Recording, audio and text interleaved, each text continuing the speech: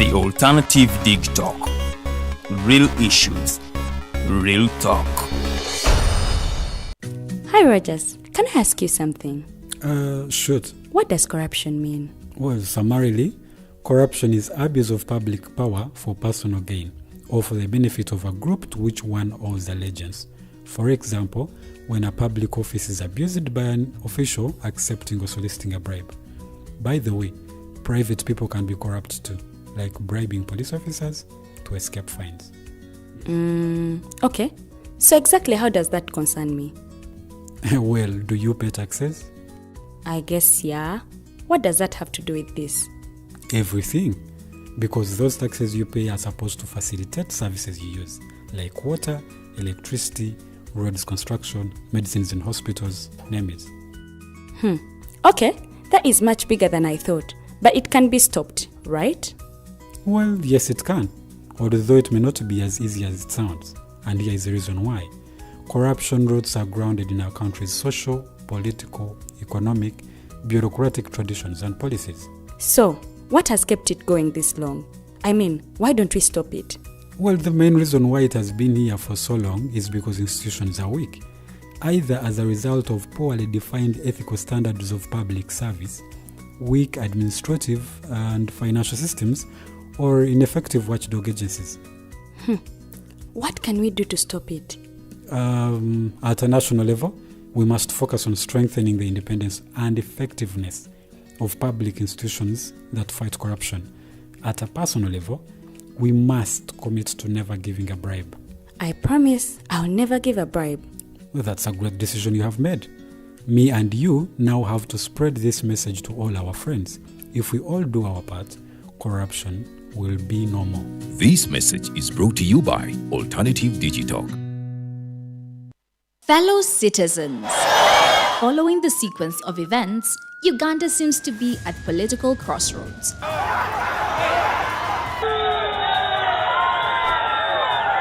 I'm not a servant of anybody. Madam, I know the law.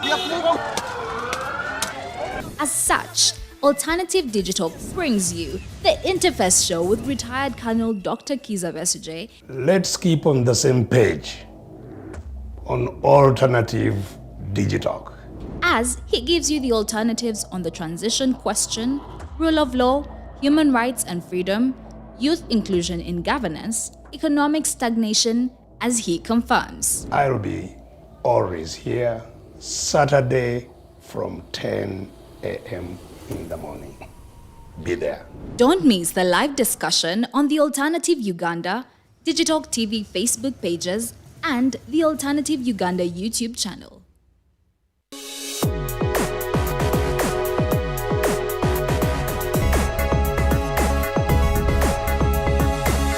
The Alternative Digitalk. Real issues, real talk.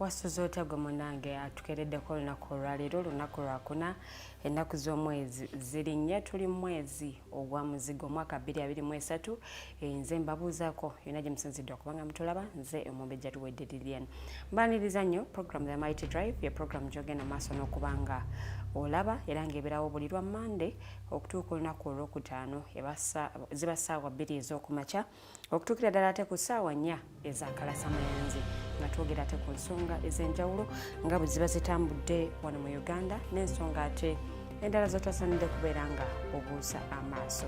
Olunaku olwaleero lunaku lwakuna era nga nze nga bwe ndi mu nkato olunaku olwaleero ngenda kuba nga negatibwako munnange Rogers Tulyahabwe era nga tugenda kubeera n'omugenyi waffe olunaku olwaleero era nga ono ye mukyala Pachoto Harriet Asiimwe agenda kuba nga atwegattako. Omukyala ono munnamawulire era nga ensonga ze tugenda okwogerako ensonga za bannamawulire naye okusingira ddala tugenda kuba twogera ku nsonga ezo ezenyigiriza abakyala nga bakola emirimu gyabwe gino egy'amawulire ye abaffe kiki ekituufu ekyetaagisa okuba nga kikolebwa. Olunaku olw'eggulo bannamawulire wano mu Uganda twegasse ku bannamawulire mu nsi yonna okuza ate olunaku lwa bannamawulire. Tugenda kuba twogera ku nsonga ez'enjawulo bw'otunuulira ate amawulire nga bwe gayimiridde essaawa zino abamu beebuuza professionalism yalagawa nti abaffe munnamawulire asobola okujja ku Mikutu oba ku TV station ng'ekimuleese ate kuvuma munnamawulire munne olw'ensonga nti tebakolera ku mikutu gye gimu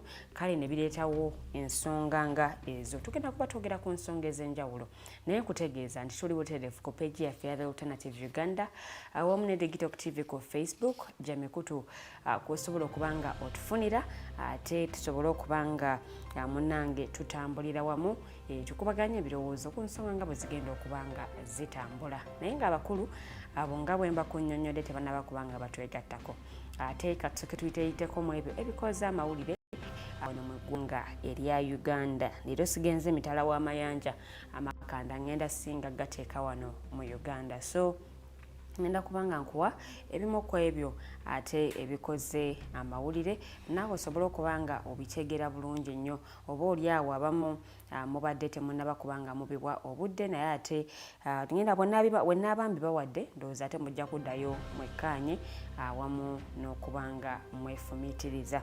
Ngenda kuba nga ate ntandika amawulire gano ate munnange nga njogera ku nteekateeka z'okuziika Minisita Charles Engola. Zino n'enteekateeka zamaze dda okuba nga zifuluma naye nga sinaba kuba nga nzibawa mu bujjufu kankutegeeze nti minisita ono munnange yattibwa ate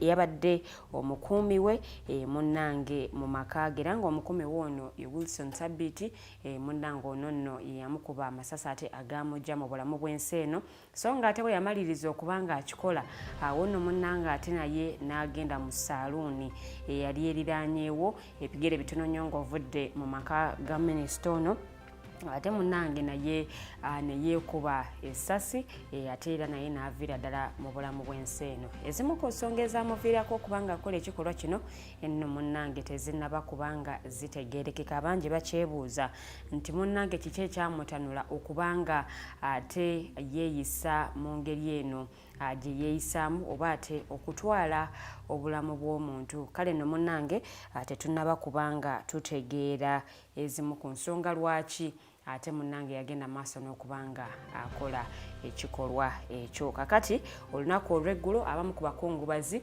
ate munnange bagenze mu maka g'omugenzi okuba nga ate bagenda maaso n'okumukungubagira era nga munnange wano nno abakungubazi babadde bazze okulaba nga ate bakubagiza ab'eŋŋanda n'emikwano gy'omugenzi ate munnange n'okulaba bwetaba basobola okuba nga babagumya mu ngeri emu oba endala era nga munnange ekkubo ebigenda mu maka g'omugenzi olunaku olw'eggulo nabadde ndaba ekitrakita nga kiyitaayitamu okubanga ekkubo lino litereezebwa ate munnange abakungubazi ababa bazze n'ebidduka byabwe basobola okuba nga batuuka bulungi nnyo awaka ate nga tebatataganyiziddwa yadde. So kakati nteekateeka z'okumuziika nno munnange zo zaafulumye dda era nga minisita ono nga bwolaba ku screen yo producer afa tutedde ebimu ku bimukwatako munnange nga bw'onoolaba wakuziikibwa olw'omukaaga lwa sabbiiti ejjange ennaku z'omwezi 13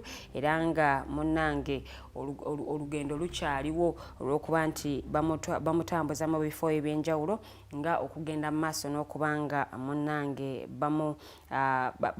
bamukubako eriisa evvannyuma awamu ate n'okusabira omwoyo gw'omugenzi. Nonno yabadde ate minisita omubeezi munnange owa Labour era nga ono ye minisita omubeezi ow'abakozi ono nno yattiddwa bodyguard we. So enteekateeka z'okuziika munnange ezamaze dda okuba nga zifuluma, naye nga okuziikibwa okutuufu kwakubeerawo sabbiiti ejja ng'ennaku z'omwezi munnange 13 ate omwezi guno gwennyini era nga lwe lw'omukaaga olwa sabbiiti ejja. Awo nno munnange minisita ono w'ekikula ky'abantu Betty Amongi yatuwadde enteekateeka zino era nga yategeezezza nti omubiri gw'omugenzi gwakusigala mu ggwanika okutuukira ddala olwokubiri olwa sabbiiti ejja, era nga guno gujja kutwalibwa mu Parliament ate nga munnange gusobole okuba nga ababaka ba Parliament bagukubako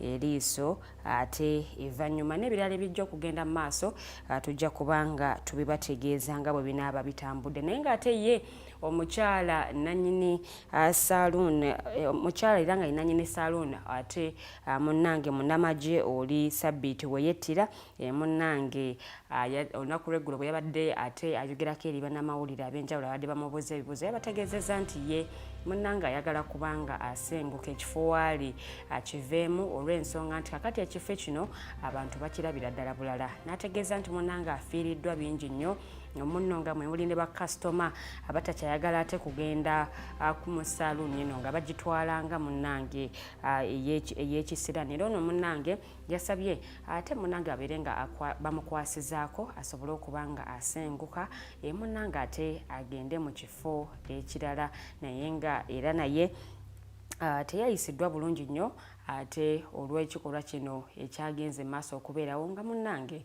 kyabadde mu saaluuni. So yasabye munnange nti naye abeere nga ayambibwa ate asobole okuba nga asenguka asobole okuba nga agenda mu kifo ekirala, asobole okugenda mu maaso n'okukakkalabya ate emirimu gye. So ebyo nno nga bikyayimiridde bwe bityo, omukulembeze w'eggwanga General Yoweri Kaguta Museveni era naye yagenze mu maaso n'okuba nga akungubagira minisita ate mu bbaluwa nga bw'ogenda mu maaso n'okuba nga ogiraba munnange ono nno retired Colonel Charles Engola munnange abadde minisita omubeezi ow'abakozi. So ebbaluwa ye nga bw'ogenda mu maaso n'okuba nga ogiraba, omukulembeze w'eggwanga munnange yataddemu obubaka butya bwe yasooka okuba nga amumanya nti yasooka kumumanyira mu Lubiri Barracks munnange ate n'asobola okuba nga amutegeera. Munnange obubaka bungi nnyo obuli mu bbaluwa eyo, nnyinza obutagenda mu maaso nakubusoma bwonna, naye nga yamutenderezza olw'emirimu emirungi ate munnange gy'asobodde okuba nga akola, okwonna ate munnange n'okusaasira ab'ennyumba y'omugenzi minisita ono mwava. Era nga munnange yagambye nti ekikolwa kino te munnamagye kye yakoze ekyokuba nga ate ajjawo obulamu bwa minisita ono kikola kibi nnyo, naye ng'ate yategeezezza nti yagenze maaso n'okuba nga ategeeza nti bagenda kuba nga beeyongera okukola okunoonyereza era n'asaba nti okunoonyereza kuno munnange ate bwe kunaaba kufulumya oba oliawo kunaabako byekuyamba. Era n'agamba I wait the conclusion of that investigation before I comment on the security of public officials and the mistakes made and how we will rectify them. Mu bbaluwa eyo mwennyini ey'okubanga akubagiza mwe yatadde obubaka buno, n'agamba nti okunoonyereza kwo kukyagendera ddala mu maaso. Tagenda kubanga abaako ensonga yonna gy'akoonako ku nsonga y'abakuumaddembe abakuuma abakulu, era alinza okunoonyereza kuno bwe kunaaba kuwedde oba oliawo ayinza okuba nga agenda maaso n'okukomentinga ate ku nsonga eyo nga bweyimiridde. So awo ngenda kubanga ate nvaawoko neeyongereyo mu mawulire amalala. Omulamuzi wa kkooti enkulu evunaana abali b'enguzi awamu n'abakenuzi olunaku lw'eggulo yazizaayo minisita omubeezi ow'ensonga za Karamoja Agnes Nandutu ku mukomera, era nga munnange ono nno teyasobodde kubanga aweebwa bail ng'ate bwe kyabadde kisabiddwa. Era nga olunaku olw'enkya olunaku olwaleero ono nno munnange bagenda kubanga bawulira okusaba kwe okw'okweyimirirwa. Munnange ye DPP ate yawakanyiza okusaba kuno n'agamba nti munnange minisita ono yali yeekweka okutuukira ddala nga 15 omwezi ogwa Apuli era nga n'essimu ze essatu ezaali zimanyiddwa awo nno munnange zaali ziggiddwako era nga police force bwe yafuuza amaka ge agamanyiddwa wamu ne ku faamu ye munnange nno tebamusangayo era nti ono teyakoma kuva mu maka ge gokka wabula n'emmotoka ey'obwa minisita emanyiddwa era nga enamba eri UG 0913Z yagisuula ku kitebe kya CID ekibuli kakati noono munnange yaziddwayo ate kwa limanda mu kkomera Luzira era nga olunaku lwaleero lwagenda okuba nga akomezebwawo mu kkooti tomanya okusaba kw'okweyimirirwa bwe kunaaba kuddiddwamu ono nno ajja kubanga ate munnange yeeyimirirwa ago n'amawulire ngenda kubanga ngavaako ate nzikirire olunaku olw'eggulo bannamawulire wano mu ggwanga Uganda twegasse ku bannamawulire ate mu nsi yonna okukuza olunaku lwa World Press Freedom Day era nga wano mu ggwanga erya Uganda bo ababaka ba Parliament abeegattira mu mukago gu Uganda Parliamentary Forum on Media era nga bano babadde wamu n'abakulembeze babagasakira mu Parliament ate nga kuliko n'abo abasaka ag'ebyemizannyo olunaku olw'eggulo ate munnange bwe babadde batuuzizza olukuŋŋaana lw'abannamawulire baavumiridde ebikolwa ebityoboola eddembe ly'abannamawulire bikyagenda mu maaso wano mu ggwanga erya Uganda era nga munnange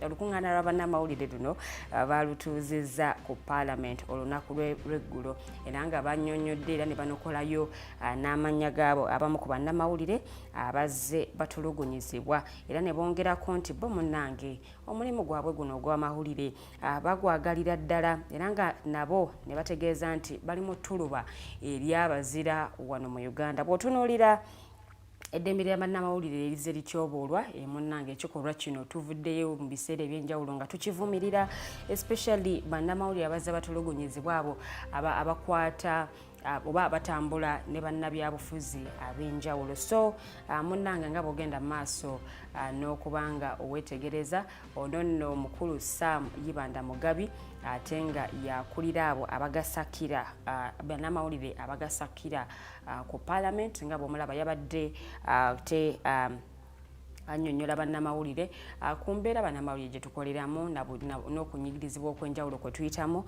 awamu n'okutyoboola kw'eddembe lyaffe era nga munnange kino nno kifumbekedde nnyo mu bitongole ebikuumaddembe ate nga poliisi era nga munnange bo abakugu mu nsonga z'amawulire bawabudde gavumenti ate okubanga eteekawo essomero eryabo abatendekebwa obusirikale ate munnange wamu n'abakuumaddembe abalala ku ngeri gye balina okweyisaamu nga bakola ne bannamawulire era nga kino kijja kuyambako okumalawo ebikolwa ebyokutyoboola oba n'okutulugunya bannamawulire nga bagenda mu maaso n'okubanga bakola emirimu gyabwe mawulire amangi nnyo ngenda kubanga ate agamu mpitamu mayite ate tusobole okubanga tutambulira wamu kubanga omugenyi waffe yamaze dde okubanga twegattako kakati ye Speaker wa Parliament Anita Anet Among ono nno yalagidde wabeerewo okunoonyereza kwa bbanga lya mwezi mulamba ate ku basirikale abapoliisi abatulugunya ate ababaka abakyala sabbiiti ewedde bwe baali mu kwekalakaasa okw'emirembe so Speaker munnange era ayagala n'abo abalemesa ababaka abakyala okugenda mu maaso n'emikolo gy'okukuza olunaku lw'abakyala mu disitulikiti zaabwe ate munnange ze bakiikirira nabo ate bakangavvulwe olwa banoonyerezebweko rather okonno gattako ne ba RDCs abagufudde omuze okuyimirizanga n'okutaataaganya ababaka nga bakola emirimu gyabwe so Speaker bw'atyo nno munnange bwe yategeezezza era nga yalagidde bano nno munnange bakolebweko okunoonyereza mu bbanga lya mwezi gumu ate ku lwaki bakola ebikolwa nga bino oba lwaki ate beeyisizza mu ngeri gye beeyisizzaamu bwe babadde bakwata ate ababaka ababadde mu kwekalakaasa okw'emirembe. Bino nno byaliwo sabbiiti ewedde ababaka abakyala abali ku ludda oluvuganya gavumenti bwe bavaayo nno munnange ne bakola okwekalakaasa okw'emirembe nga batwala nga bagenda ku Ministry ya Internal Affairs okubanga ate munnange batwalayo ekiwandiiko ku kwemulugunya kwabwe ku ngeri munnange gye bayisiddwamu mu districts oba mu bitundu gye bakiikirira olw'ensonga nti bano bazzenga babalemesa okubanga bategeka emikolo egy'okukuza olunaku lw'abakyala wano mu ggwanga. Tukirabyeko ate mu districts ez'enjawulo era nga bamu bayisiddwa bubi mu ngeri emu oba endala. Obudde tebuntwala bulungi nnyo so ngenda kubanga ebimu mpitaayitamu biyiteeyite. Ku nkuba efudde emba ennaku zino munnange abantu abasukka mu 10 era nga ku bano 6 babadde ba mu nnyumba emu bafiiridde mu ttaka eryayigulukuse okuva ku nsozi ez'omu bitundu by'ekigezi era nga akabaate kano munnange kabaddewo mu kiro ekyakeesezza olunaku olw'eggulo. Enkuba munnange egenda maaso n'okubanga etonnya ensangi zino munnange yavuddeko obuzibu buno era nga okusinziira ku batuuze mu kitundu ekyo ekiro ekyakeesa olunaku olw'eggulo enkuba yatonnya kumpi okumala essaawa 5 nga munnange tesiriseemu era nga districts ez'enjawulo zakoseddwa nga muno mulimu Kisoro ne mubeeramu Lubanda, Lukiga ate munnange n'endala. So tubasaba bali mu bitundu ebyo singa gavumenti esobola okubanga ebayambako okusenguka mu biseera nga bino ng'ekuba ekyatonnya ate obutasirisamu munnange asobola okubanga bayambibwa ate nabo baleme okubanga bafiirwa obulamu. So awo nno wengendera ate kuggulira endooza lyenjagala okubanga mpunzika nalyo ery'omugga Semiriki ate munnange ogwabooze. Abatuuze ate bangi munnange basenguse mu bitundu gye babadde bawangalira era nga bano nno basoba mu 6 mu district ey'Entoroko oluvannyuma lw'omugga Semiriki ate munnange okubooga amazzi ne ganjaala mu mayumba gaabwe. Ebyalo ebyasaliddwako bisobera ddala mu 10 mu ggombolola 2 okuli eya Bweramule ne Lwebisengo era nga kati munnange abatuuze basengukidde mu Butawuni obuliraanyeewo wabula nga olune balusonze mu gavumenti okulemererwa ate okutindira omugga guno munnange ekyaguviiriddeko okuwaguza ate amazzi ne ganjaala mu mayumba gaabwe. So bino byebimu ku ebyo ebibadde mu mawulire ge nasobodde okubanga nfuna tugenda tugendako mu kuwumulamuko. So bwe tukomawo tugenda kubanga twegattibwako omugenyi waffe olunaku olwaleero omukyala Pachoto Harriet Asiimwe. Tugenda kuba twogera ku nsonga ez'enjawulo ezikwatagana ku bannamawulire olw'ensonga ntolunaku olw'ejjo twabadde twegattidde wamu ne bannamawulire mu nsi yonna okukuza olunaku lwa World Press Freedom Day. Naye nga ate wano mu Uganda ebikolwa eby'okutyoboola eddembe ly'abannamawulire bikyagendera ddala mu maaso. Nga bwe tulina munnamawulire tugenda kubanga twogera ate ku nsonga ez'enjawulo ezinyigiriza bannamawulire na butya ensonga zino bwe zisobola okubanga zikwatibwako ate n'okubanga embeera eterera bulungi okudda mu nteeko. The Mighty Drive ye program gy'ogenda maaso n'okubanga olaba nze Omumbejja Luwedde Didian tuwummulamu katono nnyo tukomawo ate tusobole okubanga tuwongera okusensula ensonga temuvaawo.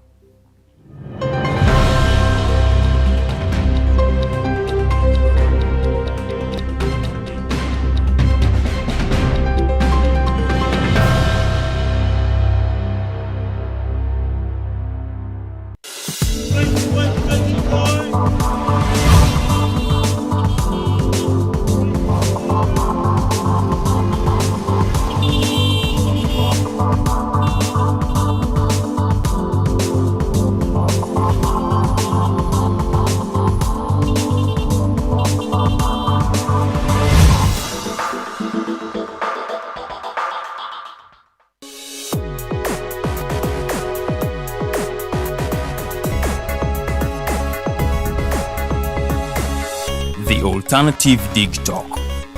Real issues, real talk. Fellow citizens, following the sequence of events, Uganda seems to be at political crossroads.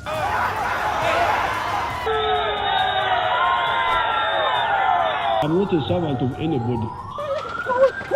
Madam, I know the law. As such, Alternative Digital brings you the Interface Show with retired Colonel Dr. Kizza Besigye. Let's keep on the same page on Alternative Digitalk, As he gives you the alternatives on the transition question, rule of law, human rights and freedom, youth inclusion in governance, economic stagnation, as he confirms. I'll be always here Saturday from 10 a.m. in the morning. Be there. Don't miss the live discussion on the Alternative Uganda, Digitalk TV Facebook pages, and the Alternative Uganda YouTube channel. Hi, Rogers. Can I ask you something? Shoot. What does corruption mean? Well, summarily, corruption is abuse of public power for personal gain or for the benefit of a group to which one owes allegiance. For example, when a public office is abused by an official accepting or soliciting a bribe. By the way, private people can be corrupt too, like bribing police officers to escape fines. Okay. So exactly how does that concern me? Well, do you pay taxes? I guess, yeah. What does that have to do with this? Everything. Because those taxes you pay are supposed to facilitate services you use, like water, electricity, roads construction, medicines in hospitals, name it.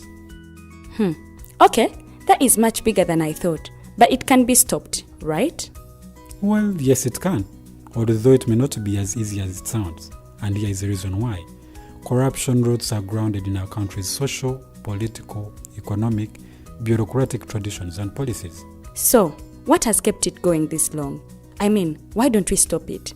Well, the main reason why it has been here for so long is because institutions are weak, either as a result of poorly defined ethical standards of public service, weak administrative and financial systems, or ineffective watchdog agencies. What can we do to stop it? At a national level, we must focus on strengthening the independence and effectiveness of public institutions that fight corruption. At a personal level, we must commit to never giving a bribe. I promise I'll never give a bribe. Well, that's a great decision you have made.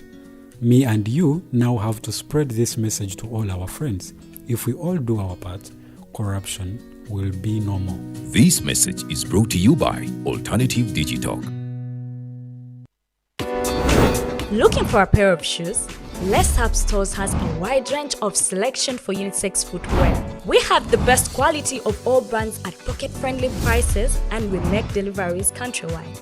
Just place your order or reach us on 0772 08 0090. You can also check up at Les Hub Stores on all our social media platforms. Les Hub, craft your own footprints.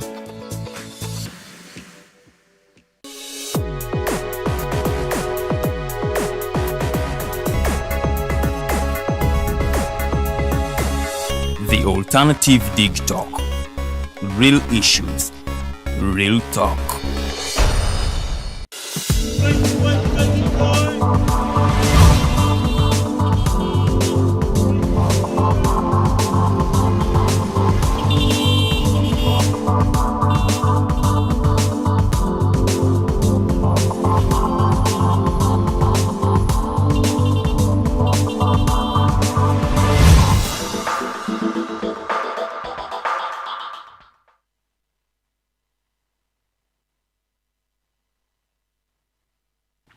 Kubuuzaako omulundi omulala gwe munnange atwegasseeko olunaku olwaleero lunaku lwakunanga bwe nkutegeezezza ennaku z'omwezi tubala nnya tuli mwezi ogwa May oba guyita ogwa muzigo omwaka 2023 nze omumbejja luwedde Didian era nga mu studio zisituddeemu bw'omu negatiddwako munnange bwe tugenda okukola sheeno mukulu Rogers tuli ahabwe awamu n'omugenyi waffe olunaku olwaleero omukyala Pachoto Harriet Asiimwe mukyala munnamawulire tugenda kuba twogera ku nsonga ez'enjawulo ozikwata ku bannamawulire mbeera mwe tukolera n'ebirala bingi nnyo ebitunyigiriza nabutya embeera eno bwesobola okuba nga etereera.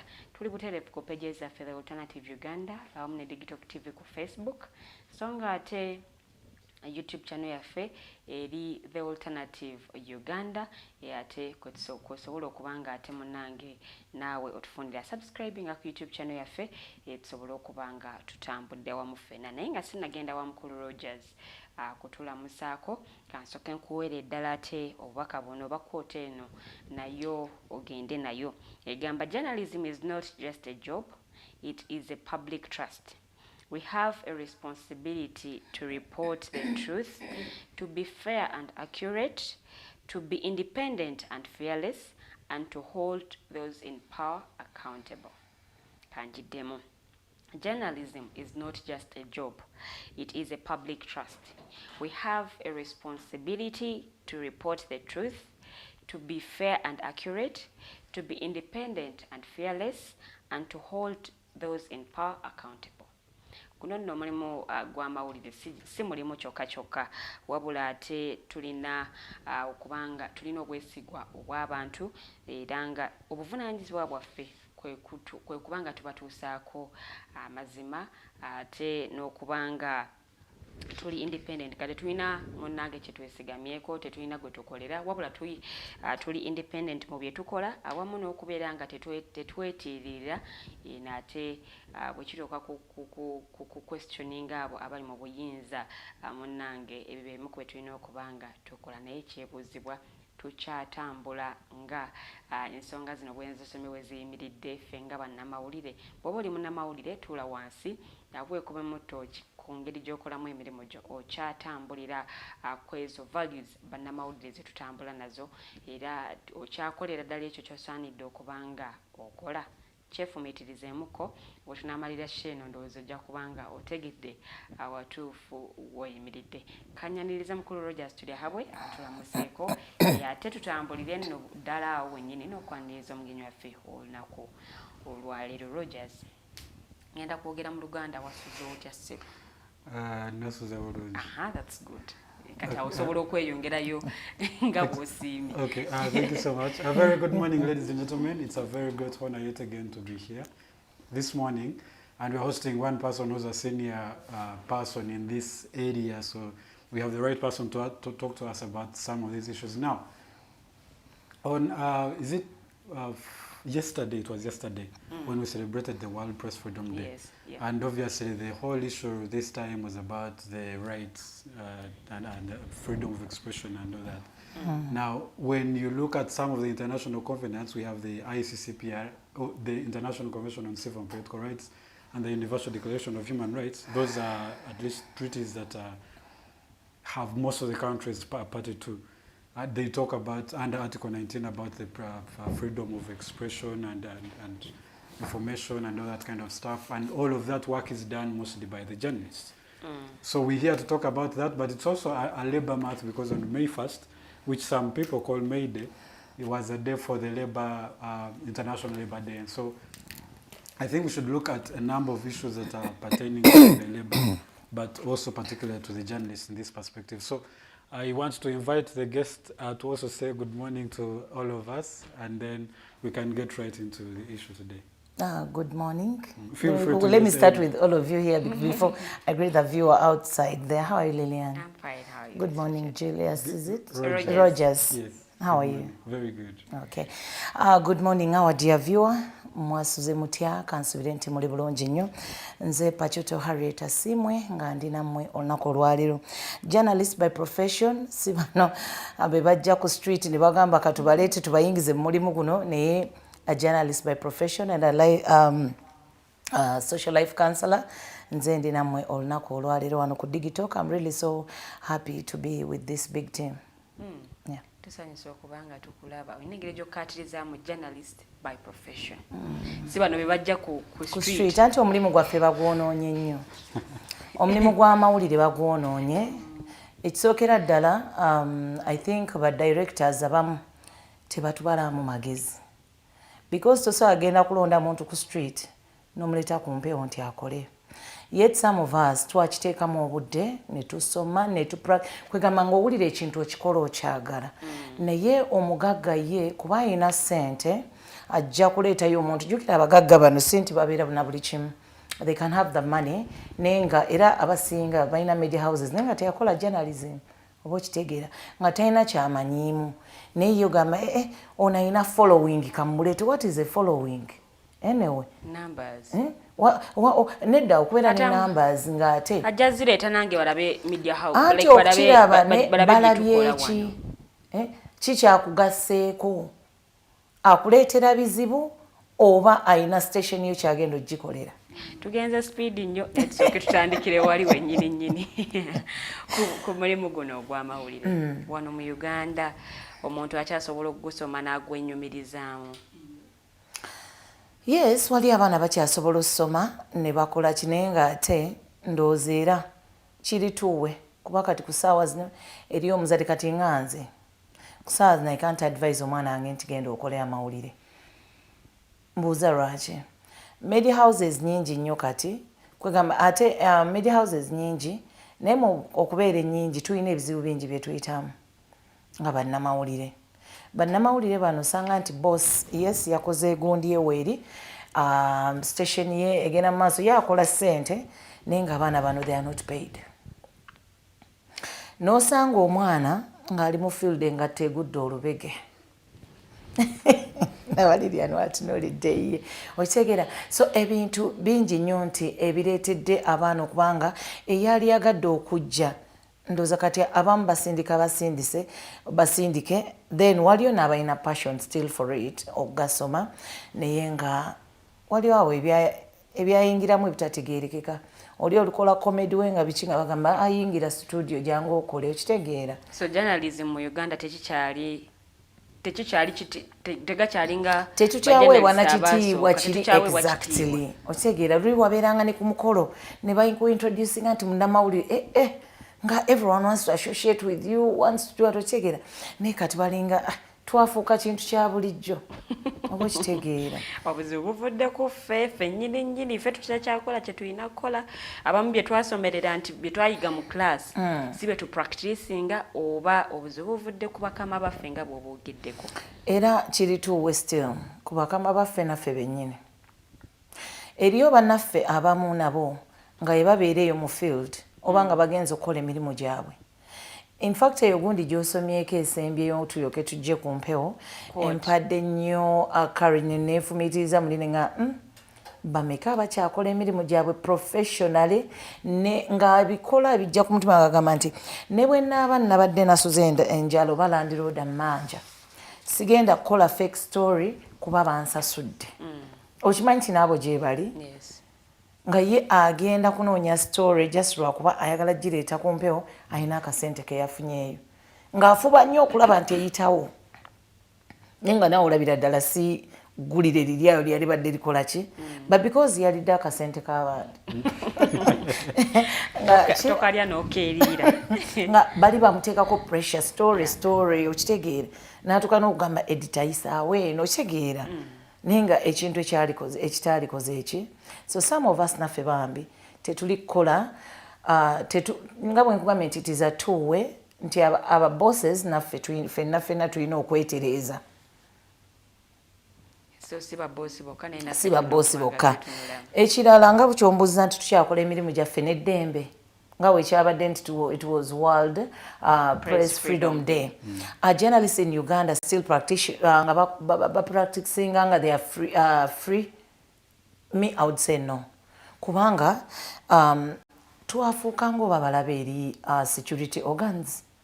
I don't know whether practicing journalism is a crime in Uganda because with the security organs uzamulaba nnyo recently ekibadde most recent nga intern doctors were trying to okulaga obutali bumativu bwabwe and we are doing our work as Bannamawulire to come and cover up. So when we come no to pepper spraying no to kolachi oshegera ekyo kiraga nti maybe temwagala tulage ensi like whatever is going on fe okusoma amawulire gaffe tulina okujja tulage tetulina bisi. Our cameras are not harmful. So why wouldn't you let us do our work? mutuleke tukole freely byebyokulwanyisa bye tulina anti byo tebitta sikiwa nti oba nti like nga boy balina emmundu nti oyinza ojja enkubisa n'enkola ki like nonkuba pisto n'enfa oba emmundu n'enkola ki naffe tulina ebyokulwanyisa byaffe oba ebikozesebwa byaffe they are the cameras so kakati wemba nzize nga njagala ompe oba lwaki tondeka n'enkola omulimu gwange ne freedom kati nze era olunaku nalabye abantu bapostinga bakola kino naye era nasigadde neebuuza Uganda tulina freedom anyway oba tuwerekera abacelebrating nga luno olunaku. That's very interesting because our theme this time, ours is and Uganda, the local theme, of course, building from the international general theme, was the protecting freedom of expression in Uganda. Now, if you look at the background you just gave about how the coverage of news has become nowadays, even if you're doing an investigation, there are places you have to go and there are places you will not go.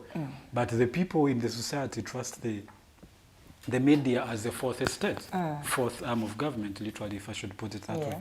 So in this perspective of you have the state that has to, you have, there's a place you can go, there are questions you can ask, but there are also questions you cannot ask. And then this side of the media where you feel like you are supposed to be authentic, but you're also supposed to represent the society, give them the information they need to be able to make those decisions that are influential and are going to drive development and growth. What are we going to do now? Because now we have that friction with the police and security generally, and we also have the people we need to represent. Because we can't sit back and say, look, the conditions are so harsh, we give up on that. We give up on the news. Let's just give you the soft ones, give you entertainment and move on. So I think the people who represent us are in better position to be, I mean, kubanga bavangayo ne boogera with the security organs. Obasenga nabo bavayo ne boogera. Like, of course, I really love Mukose Arnold. Because they come out and show us what ekinokolebwa. They try okulaga nti ddala by you know, the police by tuleka tukole emirimu gyaffe. Being an activist bakola bulungi nnyo kola ki. People like Gabriel Bule. Shegera, when they see something ekitatambula bulungi, they come out. Ne boogera. Naye where are the rest? Where is the president of Uja? Is Uja existing ye oba teriyo? Wali walina okubaawo okulonda nakwo kwennyini tetunamanya obuta bwe kuyimiridde. Nze simanyi na president kati. I don't know. And there are some two people I really advocate senga mukama ayamba ne bayitamu. I think I would, you know, because tebavaayo nti bannamawulire bafunye ebibanyiga ku mutima, they come out to stand for us. Nze nanoonyezaako gundi akalulu. Naye twafuna ebizibu Kazibwe before he became the yes, before ng'atanafuuka member of parliament. Naye ng'okuba ennamba ya Bashiru n'omuliro ne gugwa ku simu yo. Naye nga mulina issues ezibabaninga. As journalists is the president that time, oshegeera. So bano abantu they are elected ne batula mu office ndoza to do what? Kutuula kulya. Because I think they give them everything, bo batuleyo ne banyumirwa. Naye nga tulina bye tuyitamu nga bannamawulire. Bangi nnyo, you'll hear them complain of not being paid, of not balina challenges ez'enjawulo. Working condition, naddala ffe nga abakyala. Olina akuwa omulimu nayagala obeere ku mulimu paka saa 6 ogw'ekiro. I mean, ndi mukyala, ndi mufumbo, I'm a mother, I'm a what? I mean, like, try to understand me. Kyova olaba mu kubuuzaana emirimu nti, are you married or you're single? Ne nkugamba married, please. Nange nnoonyeza schedule yange ekola ki? Weefiitinga. Kuba njagala okukola n'ewaka. Njagala bibalansinga. Okitegeera. Naye olina akuwa omulimu kwegamba oba like nga tabaliridde nti ono omuntu naye yeetagako okuwummula. Kamuweeyo Saturday oba awummule oba Sunday. You know, ebintu bwe bityo nti buli omu abeere ne freedom ye okola omulimu ng'ogwagala. Okitegeera. But you find people, many challenges that people go through. You find young girls who are coming in to work. I mean, bosses are like, you know, first do something. Let's meet at a certain hotel and which bogana omulimu mie. You know, so we go through very many challenges whereby these people are in a better position of sitting us down saying about tulanga at least once or twice in a year. Bannange challenges zammwe ziri zitya, biki bye mufuna, how are we doing our work, you know, things like that, because that is what I would expect. Naye kakati bw'oŋŋamba nti maybe the person gwe tuwadde akalulu this time around president aliko takola eri ku gundi akyaliyo munyuvi simanyi. So I don't know. Kyovulaba nti tuli wano nga bannamawulire naye nga ebigenda mu maaso tetukola ki, naye nga we are registered members, we have the cards, but kyekigenda mu maaso.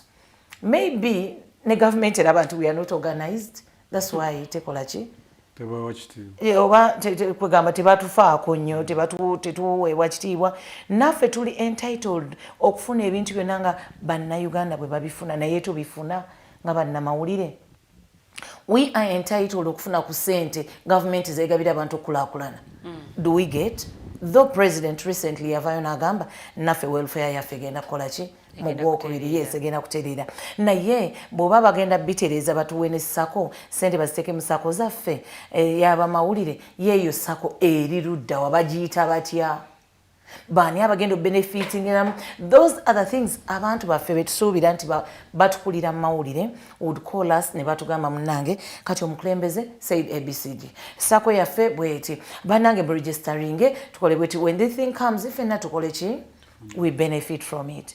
Are you trying to get me? Naye tuli awo tulinga bifaananyi. tulina wujja naye okkiririza mu wujja. Nali njikiririza eddako naye kati sikyabitegeera oba lwakuba ndi waka naye nga njikiririzaamu kubanga yali etugatta bulungi nnyo era nga buli kimu kyambula bulungi, naye awo wakati awo saategeera kuva elections zetwabeera nazo ku Old Kampala ku muziki saddamu kutegeera byagenda mu maaso. Oyogedde ku nsonga y'okuba nti oba oli awo gavumenti yali badde naffe tulowoozaako nga bannamawulire, but don't you think nti ffe bannamawulire tutadde politics mu bye tukola ekiretedde okuba nti waliwo bannamawulire ab'ekiwayi A n'obawo n'abannamawulire ab'ekiwayi B nga ne mu kukola emirimu gyabwe olaba yaddala nga kyekubiira nga bali sayidi eno oba abalala bali sayidi eri. Kituufu nnyo ekyo, anti awo kyeki kireeta kubanga eno tamatidde na musaala gwafuna n'agamba owaaye kanneekubire, which is very wrong. Munnamawulire omutuufu alina kuba neutral. Sina kubeera na side, sina kubeera na team nti oba ndi mu NRM oba nkolera NUP oba nkolera FDC oba nkolera ki. You have to be neutral. Okitegeera. Ate waliwo sente ezimu ze tutalina kulya ez'ekibi. If they are giving you like your transport refund, yes. Naye si nti genda okola story bweti ne bweti, no. If I come ne nkola story banga bw'awadde provision ya transport refund or something, yes, well and good, I can welcome that. Naye si kugamba nti side eno yawali sente n'oddukirayo. Olaba abamu abasinga bali abasayininga nga weziba campaigns biki teams zimanyi nti ono waffe oba okitegeera. Yes, n'amanya nti nja kukubira gundi gwe ngenda otambula naye ku trail yange ku campaigns zange. But why would it be like that? Meaning tikati ono n'ebibi ebiriyo tajja bikola ki? Tajja bi reporting akubaga abantu bange bampayo abiri bulwentambula nabo. Abantu bange lwaki mbakuba lwaki nkola otegeera. So nga ate ebyo that is ate kyekitusuula. Kyobula nabo bennyini bamanyi nti tulina weaknesses ne bw'ogenda eri ababaka abamu amanya nti oyo ono agenda beera ku side yange gwenguliranga n'ekyemisana otegeera kuba akimanyi bulungi nnyo ono mugulira n'ekyemisana kikyananjoya ne bwansanga ali nga nina byenkola talina kyagenda okukola ki. Because then you have sort of become a puppet. Yes, so it is us putting twezuule tumanye class yaffe neffe tuwewe class. Oli agenda okukubiranga oyinza n'omuga that is not what the news story. Nga nawe weematira mulingo owulira, you know, mga nedda ago sigma owulire. Anti kaakati ettooke n'okuyita omukugu n'abantu okwagala olwa professionalism kiki osinga okwagala? No, but bagamba londako kimu, what would you go for? So I think I would take okubeera nga profession yange njiwa ekitiibwa era neŋŋamba nedda eryo kaliyite naye weriba nga siggulire era siggulire because sijja forcing a story wadde tujja ne tubifumbafumba ano ne tubikola ki n'oteekayo neebeera news gundi naye nga naawe olabira ddala story tekola ki teyitawo kitegeera but just because you ate someone's money oyagala bambi okulaba ngaekola ki n'ogivuyavuyaamu awo n'oyongera n'ebitabaddeemu okitegeera. So ffe ffennyini tulina okwewa class tumanye omulimu gwaffe twasoma okulaga abantu ebituufu, okulaga abantu ekiriyo ne tukola ki, kubanga bwe nzija enguudo nga bwe muziraba ade bakwata ebifaananyi, people talk about the roads we have na biki. Kaakati gwe omutuufu ate nze bwe nkuba ekifaananyi n'enteekayo nti enguudo bambi nempanika maybe ku mukutu gwange, ate gwe n'ovaayo n'ogamba because oli wa side eri maybe oli ku side ya government n'ogamba oyo gundi alimba wamma kiri bwe ziizi n'enguudo zaffe ennungi, olina kyokola, waliwo ekigenda okukolebwa. Temulaba nti after people coming out bangi ne bakuba ebifaananyi by'enguudo ne bakola biki, temulabe nga ne ssente zabadde released. President ya ordering bakole ki, ba releasing esente bakole enguudo. Kuba kyabadde kisusse, kati ekyo kyava ku ki, ti abantu tuvaayo ne tukola ki, ne twogera ebikola ki through bannamawulire na biki, buli omu bwe mpostinga n'omulala n'akola, okitegeera n'abantu ba actingirawo. Okimanyi nti ffe bannamawulire obeera kuno naye mumanyi amaanyi ga munnamawulire. Senga tumanya amaanyi ge tuyina, tinyinza okubeera ano nenjogera ensi yonna nekwata omuliro nga oyogedde tugeze ebyobulima nti bannange kino kyekiguddewo ensi, oba mukama akomyewo ensi yonna agikoze eki, oba atwala buli omu, you know, I'm just giving an example. Okitegeera omanye ekisobola okubaawo, mumanyi ekyatuuka mu ggwanga lya gundi mu mwaka gwa 1994 byali kumpeewo byatandikira ku radio, okitegeera mu ggwanga ly'e Rwanda. The genocide began with just a radio. Okitegeera byoyogera olina bisenge gyolina kwegamba, okitegeera because omuntu abeereyo ng'akulaba ebiseera ebisinga ife omuntu munnamawulire biki, olina okubeera with the information, olina okubeera ne research emala, olina okwogera nga byoyogera obyekakasa. Mulaba abantu batuuleyo ne bawuliriza oba ne batulaba, naye these people are very informed. When you come on set here n'otandika okwogera ebintu byongolooza abantu tebabitegera, era oli avaako n'agalaba noono switching off n'agenda kwegamba takubala nagamba laba onazze ku seti nga talina research, talina biki, talina information okumbuulira, kuba kati woba ombuulira nga byoyogera nkusinga n'okusinga mbimanyi kati ate mba nkyakuwuliriza. I feel like that is also two-way, because there are also people who are out there you are the source of their information. Nga kyoyogera is the gospel truth. So for them, amanya nti nchangenda keda nzire ku Digitalk kumacha because bajja kumbulira kigenda maaso mu ggwanga, and that will be the nabo we bali ne kati batono. So if you come with misinformation and facts that are not matching, yes, and people of course someone will just going to go with that and act on that.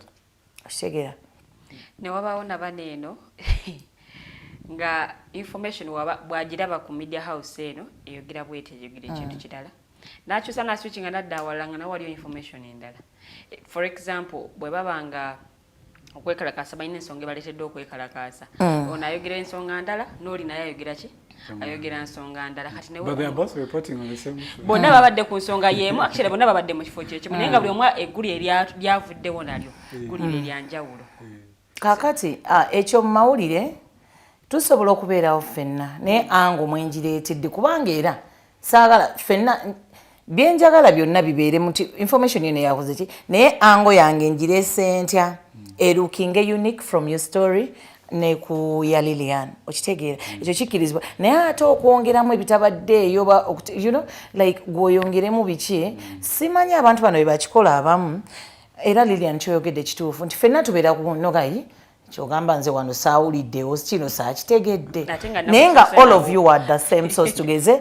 You went to media center, you are all there and you had everything. Nogamba ate kano kaavuddewa nga saakawulidde, oba nogamba maybe next time I must be very attentive. Oba you know mukama wayinza n'okubuuza naye lwaki oli ya report ekyawukana ku gwe kyoyina naye nga tamanyi nti oli eggulire yali twistinze oba yali ongeddemu nnyo okusinga nebye bayogedde. Which is ekintu ekitanyuma nnyo. So we have two issues now. We have unprofessionalism, which is one thing. We also have unethical conduct. Because you have now people who feel like I am going to only report that which Chimpaka will go, as opposed to what I'm supposed to report, newsworthy, like you said. So now, is that now a problem of the media houses themselves? Is it a problem of an inadequate training in the practice of journalism? Is it what is the problem? What causes all of this? Ekisookera ddala tukola mu bugubi nga tutya. Fear. Abana batya because agamba, if I say anything bad about the state, if I write something bannona drone otegeera, so omwana akola story nga atya. Nti neba waliyo ebintu ng'olabira ddala nti oba noga minisita gundi we naamwogerako bannange tebannone. You see?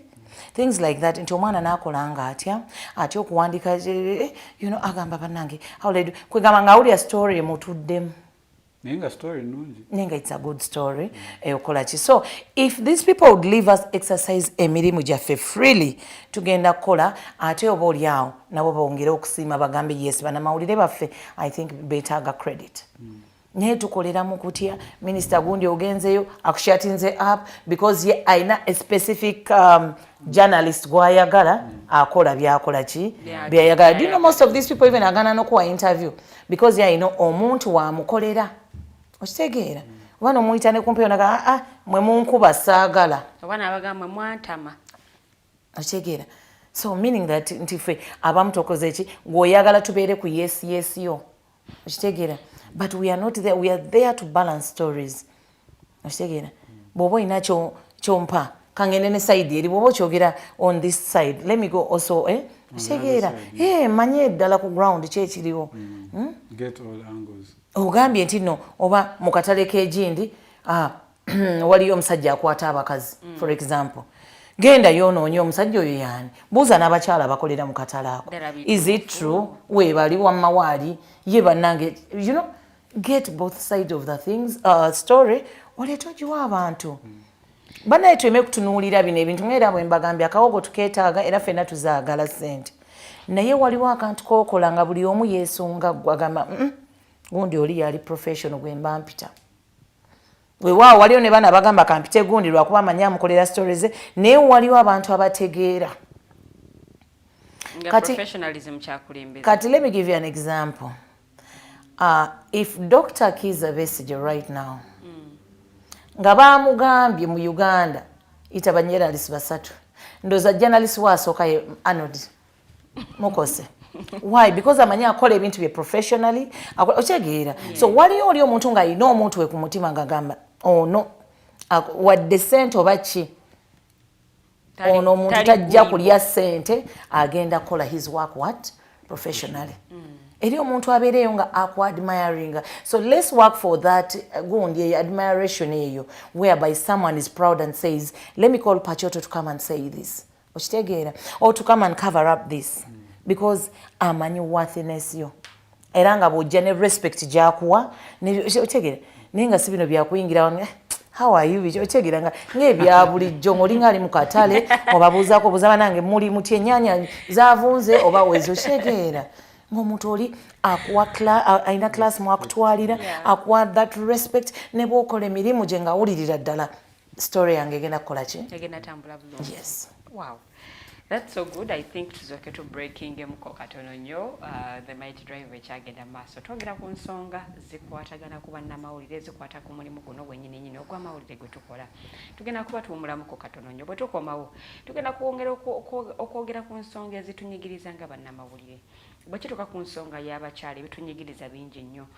Nawulirako omulundi ogumu ng'aliwo omukyala agamba nti ku mirimu gye tukolera oluusi tutya n'okufuna embuto olw'ensonga nti ono otya okusaba otya nti bayinza obutakuwa leave eyo bagiyita maternity leave abamu ne bagikuwa naye nga yakaseera katono nnyo ate ng'olina okukomawo ku mirimu. Kale ababoosi abamu ne batuuka ne bagamba nti munnange okozesa abakyala tubanga abeesi obwesi olw'ensonga eva ajja kubuulira mukyala mulwadde omwami mulwadde omwana wange mulwadde sigenda kusobola kubeerawo. Ndowooza mbu ffe tusinga ebizibu ebingi naye bwe tukomawo tugenda okwogera ku nsonga ate ez'enjawulo ezikwata ku bannamawulire n'olunaku lwaffe luno olwa bannamawulire lukyali worth okucelebratinga wano mu Uganda oba ate tetukyalina makulu ne bwe tutali celebrating ate tusigala tugenda mu maaso tuwumulamu katono nnyo the mighty drive ekyagenda mu maaso.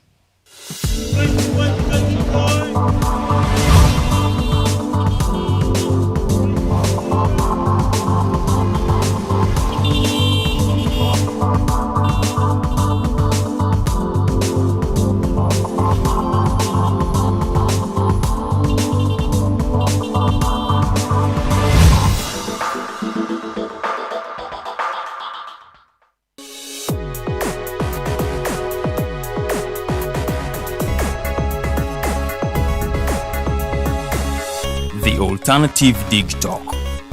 Real issues, real talk. Are you craving for that special meal that will entice your taste buds and leave you with lasting thrilling memories? Look no further. Spice Island Bulenga has got your answer. Natural, fresh and delicious juice, the best meals. Don't miss our daily specials from Monday to Sunday. Pizza Wednesday, Saturday Pizza Bonanza, you buy one and take two. Come dine with us and feel the experience. We are located at Prime Shopping Center in Bulenga, Mitiana Road. For inquiries, call us on 0704111720. Spice Island, we treat your cravings. Hi Rogers, can I ask you something? Shoot. What does corruption mean? Well, summarily, corruption is abuse of public power for personal gain or for the benefit of a group to which one owes allegiance. For example, when a public office is abused by an official accepting or soliciting a bribe. By the way, private people can be corrupt too, like bribing police officers to escape fines. Okay. So exactly how does that concern me? Well, do you pay taxes? I guess, yeah. What does that have to do with this? Everything. Because those taxes you pay are supposed to facilitate services you use, like water, electricity, roads construction, medicines in hospitals, name it. Okay, that is much bigger than I thought. But it can be stopped, right? Well, yes it can, although it may not be as easy as it sounds. And here is the reason why. Corruption roots are grounded in our country's social, political, economic, bureaucratic traditions and policies. So, what has kept it going this long? I mean, why don't we stop it? Well, the main reason why it has been here for so long is because institutions are weak, either as a result of poorly defined ethical standards of public service, weak administrative and financial systems, or ineffective watchdog agencies. What can we do to stop it? At a national level, we must focus on strengthening the independence and effectiveness of public institutions that fight corruption. At a personal level, we must commit to never giving a bribe. I promise I'll never give a bribe.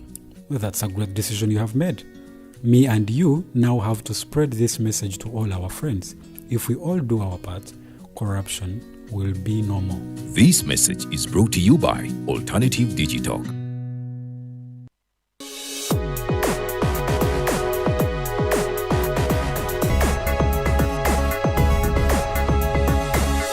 The Alternative Digitalk.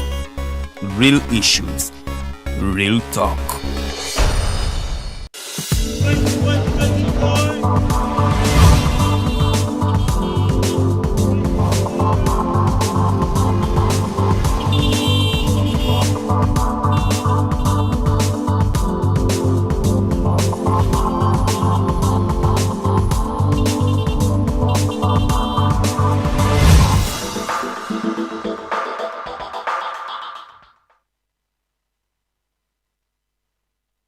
Welcome back from that short commercial drive, ladies and gentlemen. Welcome to the second hour of this edition of the Mighty Drive. My name is Rogers again, and with me is Lillian Lowede and our guest Harriet today, who's talking to us about a number of issues, those mostly pertaining to the journalism profession and the conduct and the profession as a whole, how we're supposed to be doing, but also the people who are enabling us, the bosses, the government, and all of these people with the blocks they play and the roles they play in this, making sure that we give the credible and authentic information to the community. Now, we're going to move into a little more of that. But I also think we look a little bit into the labor and the wages and the rights, of course, of journalists themselves, but generally as a people. And also today, a part of it is also has to do with the women in this whole profession, but generally in the labor workforce and all that kind of stuff. So I want to begin with, from what you were saying from the last hour, I wanted to just begin with a small question. Is there something for journalists to celebrate? From yesterday, of course, the International Press Freedom Day, is there something to celebrate? I don't see it so much because not everyone who is doing this work is really happy, maybe.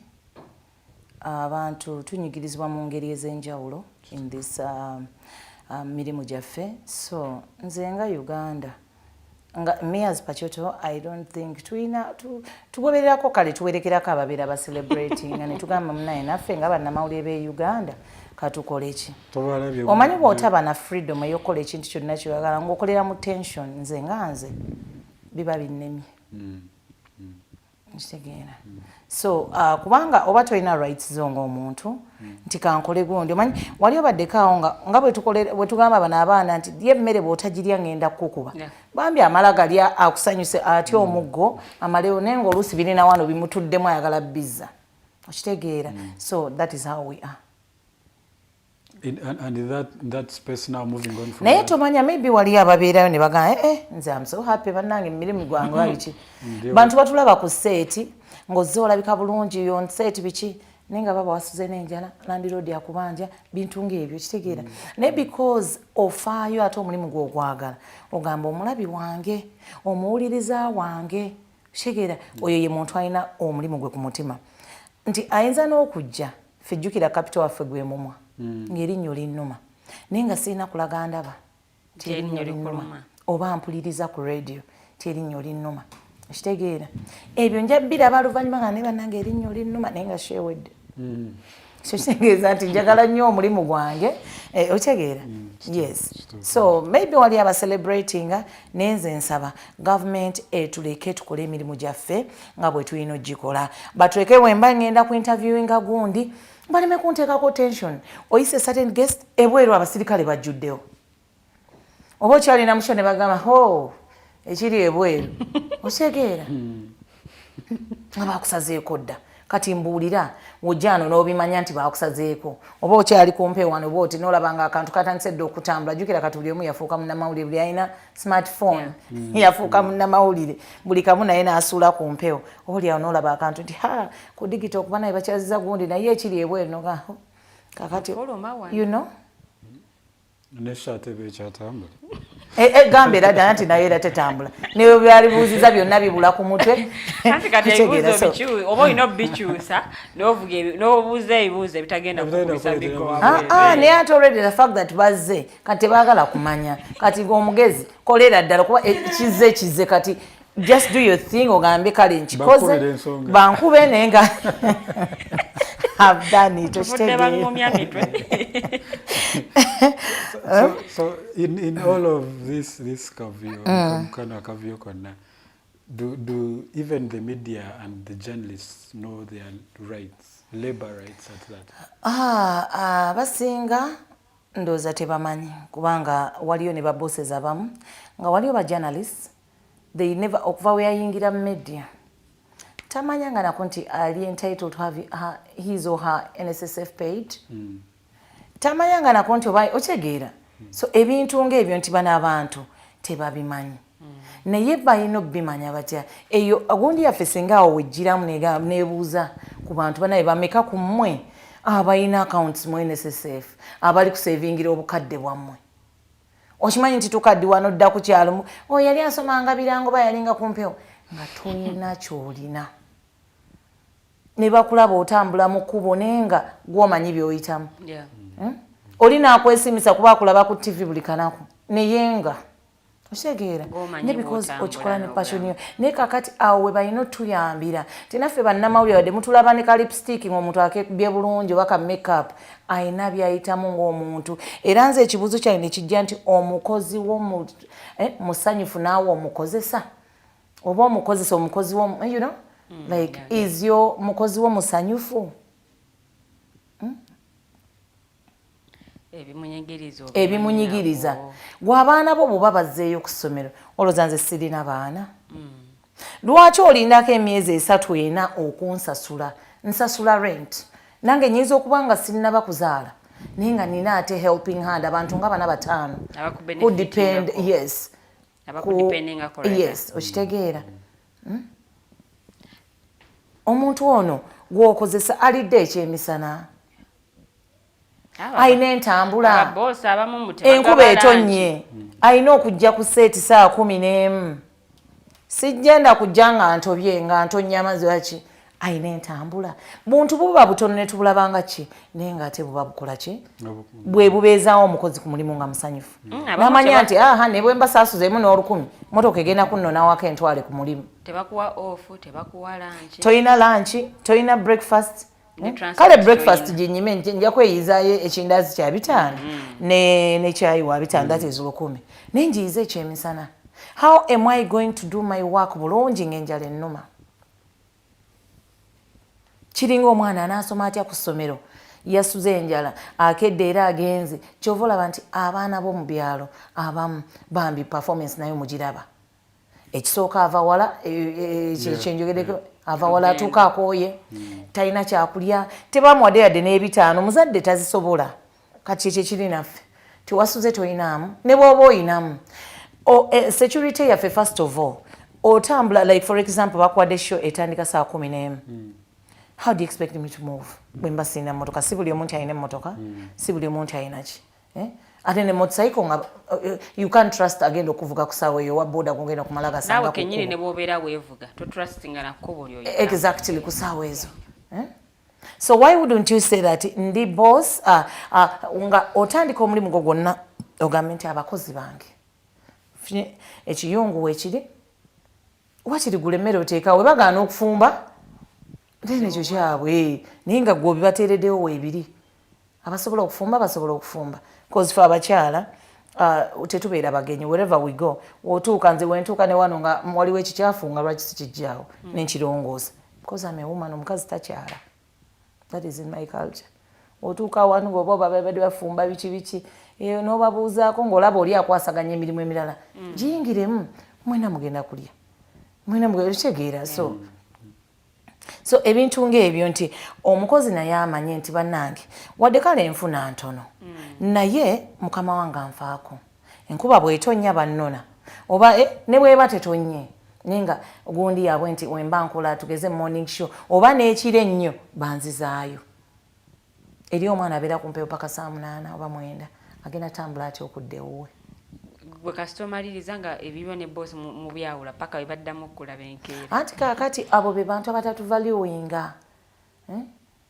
kyovulaba nze ntera nnyo ogamba nti kola nnyo ofune erinnya lyokola eki tindoza gyokola okukola obulungi n'ofuna erinnya bakuwa value bakola ki noono akutwala okukolayo akuwa ki akuwa ekitiibwa ajja kumanya ono muleese muzadde bikikuba wenkugamba nti nno oba omwana wange yalwadde oba bw'olaba nti ndi kwegamba oba omuntu ow'obuvunaanyizibwa naye amanya nti onalina ki abamu baagala cheap labor n'amaliriza nga aleese obwana obuto obutalina ye bw'alowooza nti bulina buvunaanyizibwa kati nze tosobola kuŋŋamba nti togenda kunsasula myezi 3-4 nneme kubuuza ate sigenda mu accounts ngenda okuba mumanyi gwe signitore gwakola buli kimu nenkubuuza kye kigenda mu maaso I have my kids to take care of I have rent to pay kati abamu akugamba nkuwa platform ozimba bakita ki ozimba career yo nkuwadde platform abantu beeyongedde okulaba kale nnina ettofaali lyentaddeko ne mwemba sikuwadde musaala awo bibanze binnemi yes ebyo twabikolanga luli edda nga mmere osobola ogifuna mu lusuku na biki naye kaakati yes ompadde platform TV eno mugiraba olanga bw'oyambadde olwaleero ezo engoye tugenda nazizo okumala emyezi nga 5 naye okikola otya oba enviiri zo kitegeera noono byalimu tasobola kujja even with the same things tomorrow so oŋŋamba otya nti ompadde platform notafaayo nti banange platform njirya Mbojafunamu ekyokulya. No, but the problem with the platform, even you are a resource at that point. Because even your platform, naba abantu tebagenda Gidia without me. So it's a give and take. And it is a two-way gondi. It's a give Tinange and obo take. yagala nkole bulungi nnyo ku platform yo kuba wenzija nenjogera ebifuko nga Kamaleka genda gakola because yaŋŋamba nti yampa platform okitegeera. Mpanzi jenga ndi musanyufu motivate omukozi wo. Buba buntu butono nnyo ne bana abantu tebakiraba. Okitegeera. Bwe tutuuka kusaidia yaffe nze ndi nnyo okusaidia abakyala. Omukyala n'afuna olubuto ne kifuuka obuzibu. Tulwala buli mwezi osanga ono mulwadde bw'oli waafuna olubuto batya n'omukozesa but oyinza n'ogenda mu liivu waliwo akyogedde wano nti onoogenda okudda anti kaakati ebitugaana n'okuzaala kyova olumu olaba nti abamu tubeera nga abakyala abapoliisi ndwawo okulaba abakyala abapoliisi abali embuto mwayi mubalabyeko so naffe oluusi kitutuukako ne tugaa kubanga weeraliikirira omulimu gwo tingenda vaawo leero nze gwe balongoosa nenga maama bagenda kunnongoosa myezi ng'ebiri esatu nina kubeera waka nkoze ntya kanjirambye esonyiwa ebyokuzaala okitegeera but yet eno maybe nina omwami naye anteeka ku pressure ayagala mwana emyaka gigino gikutambulako okitegeera oba olyanga owulidde nti omwami bayafunyeyo omukyala ebbali yazadde n'omwana babeera batugala tetufumba tetuterera mu bufumbo tetufumba naye si bonna abamu nga gye tuli tufumba we are there bakwetaaga kumulimu okuva ssaawa 10 okutuuka ku ssaawa 5 nedda ndowooza bano abantu batutegeere ti once naffe abakyala tukola emirimu ng'abasajja bye baali gikoze wali abamu nno okimanyi nti waliwo tugenda n'okucoveringa story ne bakola nga oli mukazi ne bakola ki oba bo balowooza nti abasajja be basobola okukola bulungi nnyo gundi ate nze neeyonge n'okwagala abakyala ab'omulembe guno nti sigenda kati kutunulira journalism yokka naye abakyalo basanga waggulu ku gundi nga bali ku mategula bagooza omukyala kati omusanga ali ku mmotoka akanika avuga loole omukyala ali ku baasa avuga ali ku loole avuga ali ku sinotrack okitegeera ne wenze am profession yaffe twalowoozanga nti kamera z'abaana balenzi but I'm so happy when ndaba bawala nga babikola I'm like yes kino kitwetaaga okitegeera nga twali tulowooza nti ebintu ebimu byabasajja kaakati tusaba eyo yonna gye tutambulira mu making our work easy how tinange mbwembeera munnamawulire nga ndi mukyala omusajja byakola byonna nkola ki nange nsobola obbikola mutuweeko rights zaffe ng'abakyala nfunye olubuto mpa live yange nga eri fully paid because mateeka ga Uganda ne gundi zonna ezikola ki ezituwa emirimu zientitlinga omukozi yenna okufuna live ye mu bujjuvu ate nga weekends ne public holidays tezibaliwa ate nga esasuddwa nti ndi waka ndi mukuyonsa naye weziwera 28 oba 3 katuli ku message kagwe ku simu okitegeera nange embeereyo nga mmanyi nti ddala wendi ndiki yes okitegeera naye gwe n'ovaawo leero enkya ne baleeta omulala okitegeera so those are some of the challenges ebintu bye tuyitamu nti oli n'abeera ku mulimu nga kwegamba ayina pressure ayina eno byayagala okukola naye tasobola bikola olw'omulimu guno nalyoka agamba wayi kaneesonyiwa amawulire kambiveemu ndoza let me go and do other things okitegeera nzire mu bulimi enkumbi terimba nakyo maybe I wanted to ask most of these things we have actually laws tuyina amawulire nga I mean amateeka the laws that are like the national laws that regulate how these things are done, but we have bodies that are self-regulate journalists. Yeah. So, but Ghana mateka gunagabera because now we have issues of remuneration and wages, we have issues of gender equality. Nto mkazi agenda mulivu, abatanda tuuka tanda simba bigere wiki wali omulala tuse. Tuina health working conditions, those are problems. Also, people go to the fields and they do not have a proper and enough gear, appropriate gear to be able to report some of these things. Usanga abantu nga bakavalinga protest. Mwana taina helmet, they are just going out like every other person. Taina helmet, taina jacket, the press jacket. The press jacket. So anyone can mistake him for a protester and never mukuba masasi before you know it. So all of these things, amateka, abatagata demunkora, do we now blame the government for not doing that, implementing those laws, or should we blame the sector as a whole of journalists and media? Nze ndoza kyensobola okugamba nti nga bwe mutuula n'ebitongole ebyenjawulo like you are UNESCO advocates for the safety of women journalists and collaborates with partners oku-identifying and oku-implementing good practices and share recommendations wonna naye bakoze batya globally abakyala or women journalists and media workers ba facing increasing offline and online attacks batya ebyo byoleseemu nti ngenza okukola omulimu gwange siina jacket siina helmet siina ebikinga bwe mulaba nti mu riots tuwe ekito ekale bannamawulire b'ebweru oba abalala ekitali mu Uganda sinakiraba kubanga tugenda we are going to cover a riot gundi naye ffe tugenze mitwe mikalu we've just gone with the head like this you know ngenze bwenti mbu nange nziruka noonya story gundi what happens naye bali balumbye nga bagenze bamanyi nti tugenda kujjawo riot eri wano ne wano bambadde ku mutwe balina shield zaabwe balina ki ffe tulina ki only camera n'engoye z'oyambadde toyina na ID. And that gives good defense to oli omuntu agenda okuharasinga because there's nothing that I do. Kubanga nange bwe mbeera omupoliisi nyinza n'okukuba n'enneekazaakaza ne ŋŋamba saategere kuba nabadde sina kyendabirako nti ki kuba omuntu yenna can have a camera. Omuntu yenna kan okubeera ne kamera kukubo nga abadde ayitawo n'alaba ebintu nagakambikwata abaana bakwata lives buli kati okitegeera so kati naye ng'omupoliisi okwewozaako ayinza okugamba oyo nabadde simanyi yes because kati ebyo byonna byebintu bye tulina okufuna ng'abannamawulire tubeere ne gadgets zaffe tu exercising omulimu gwaffe freely kwegamba tubeere nga omulimu tugokola tugwagala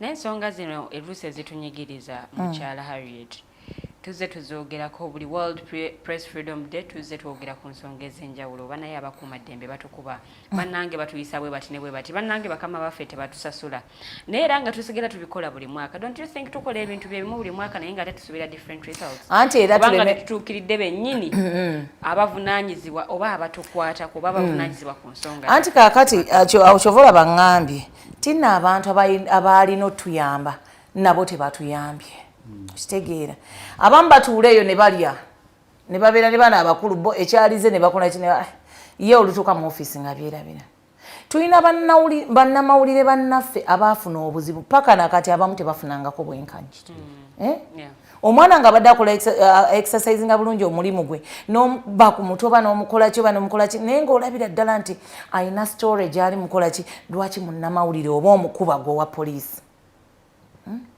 abapoliisi nze waliwo lwe ndowooza nti maybe they are trying to balina message gye baweereza nti nabo bakooye kiki oba nabo babeera enjala ebaluma kyova olaba mbuuziza nti omukozesaawo n'omukozi muli mutya enkwatagana eri etya kino kituzaayo ku gundi ekyabaddewo after gundi kitegeera kuba kigambibwa mbu omusajja agenda ayogera abagamba abantu asi balinaako buzibu naye bano abantu balowooza tetuli bantu emisala ne girwawo omukazi otegeera so omuntu abeera n'ebintu nga bimuluma muli naye gwe bw'oba otambudde naye omulese tugeze mu mmotoka mwe mugenda kulya kyamisana tugeze nga ku Serena asigadde mu mmotoka obasanga beebase gwolooza oba bali bulungi obasanga ndi mu mmotoka kuba nga bali omu beewunziseemukko otegeera balinde akawunga akajja waaba owasobola okusoma ono omuntu mufuule mukwano gwo mubuuzeeko nti bannange oli otya ye lumu bw'owulira nga oluusi bamukubidde akasimu tioba kino tekiriyo gwe tokwatibwako n'ogamba omukozi ono ku ssente zenfuna ze kamuweeyo ne w'omuwayo kimiliyoni kimu kale n'ataano kale okitegeera kale ne10 mutegeere ng'omuntu okitegeera nti obusungu bubaawo olinaga kiri bwe kiti nange omuntu yeetamwa ate n'alowooza oluusi abalowooza amangu nabiki n'okureactinga sitaani kyaba aleese ku ssaawa eyo kati ng'oyo kyamuleetera ekyo okitegeera ekitali kirungi enkolagana yaffe n'abantu omukozesa n'omukozi eri etya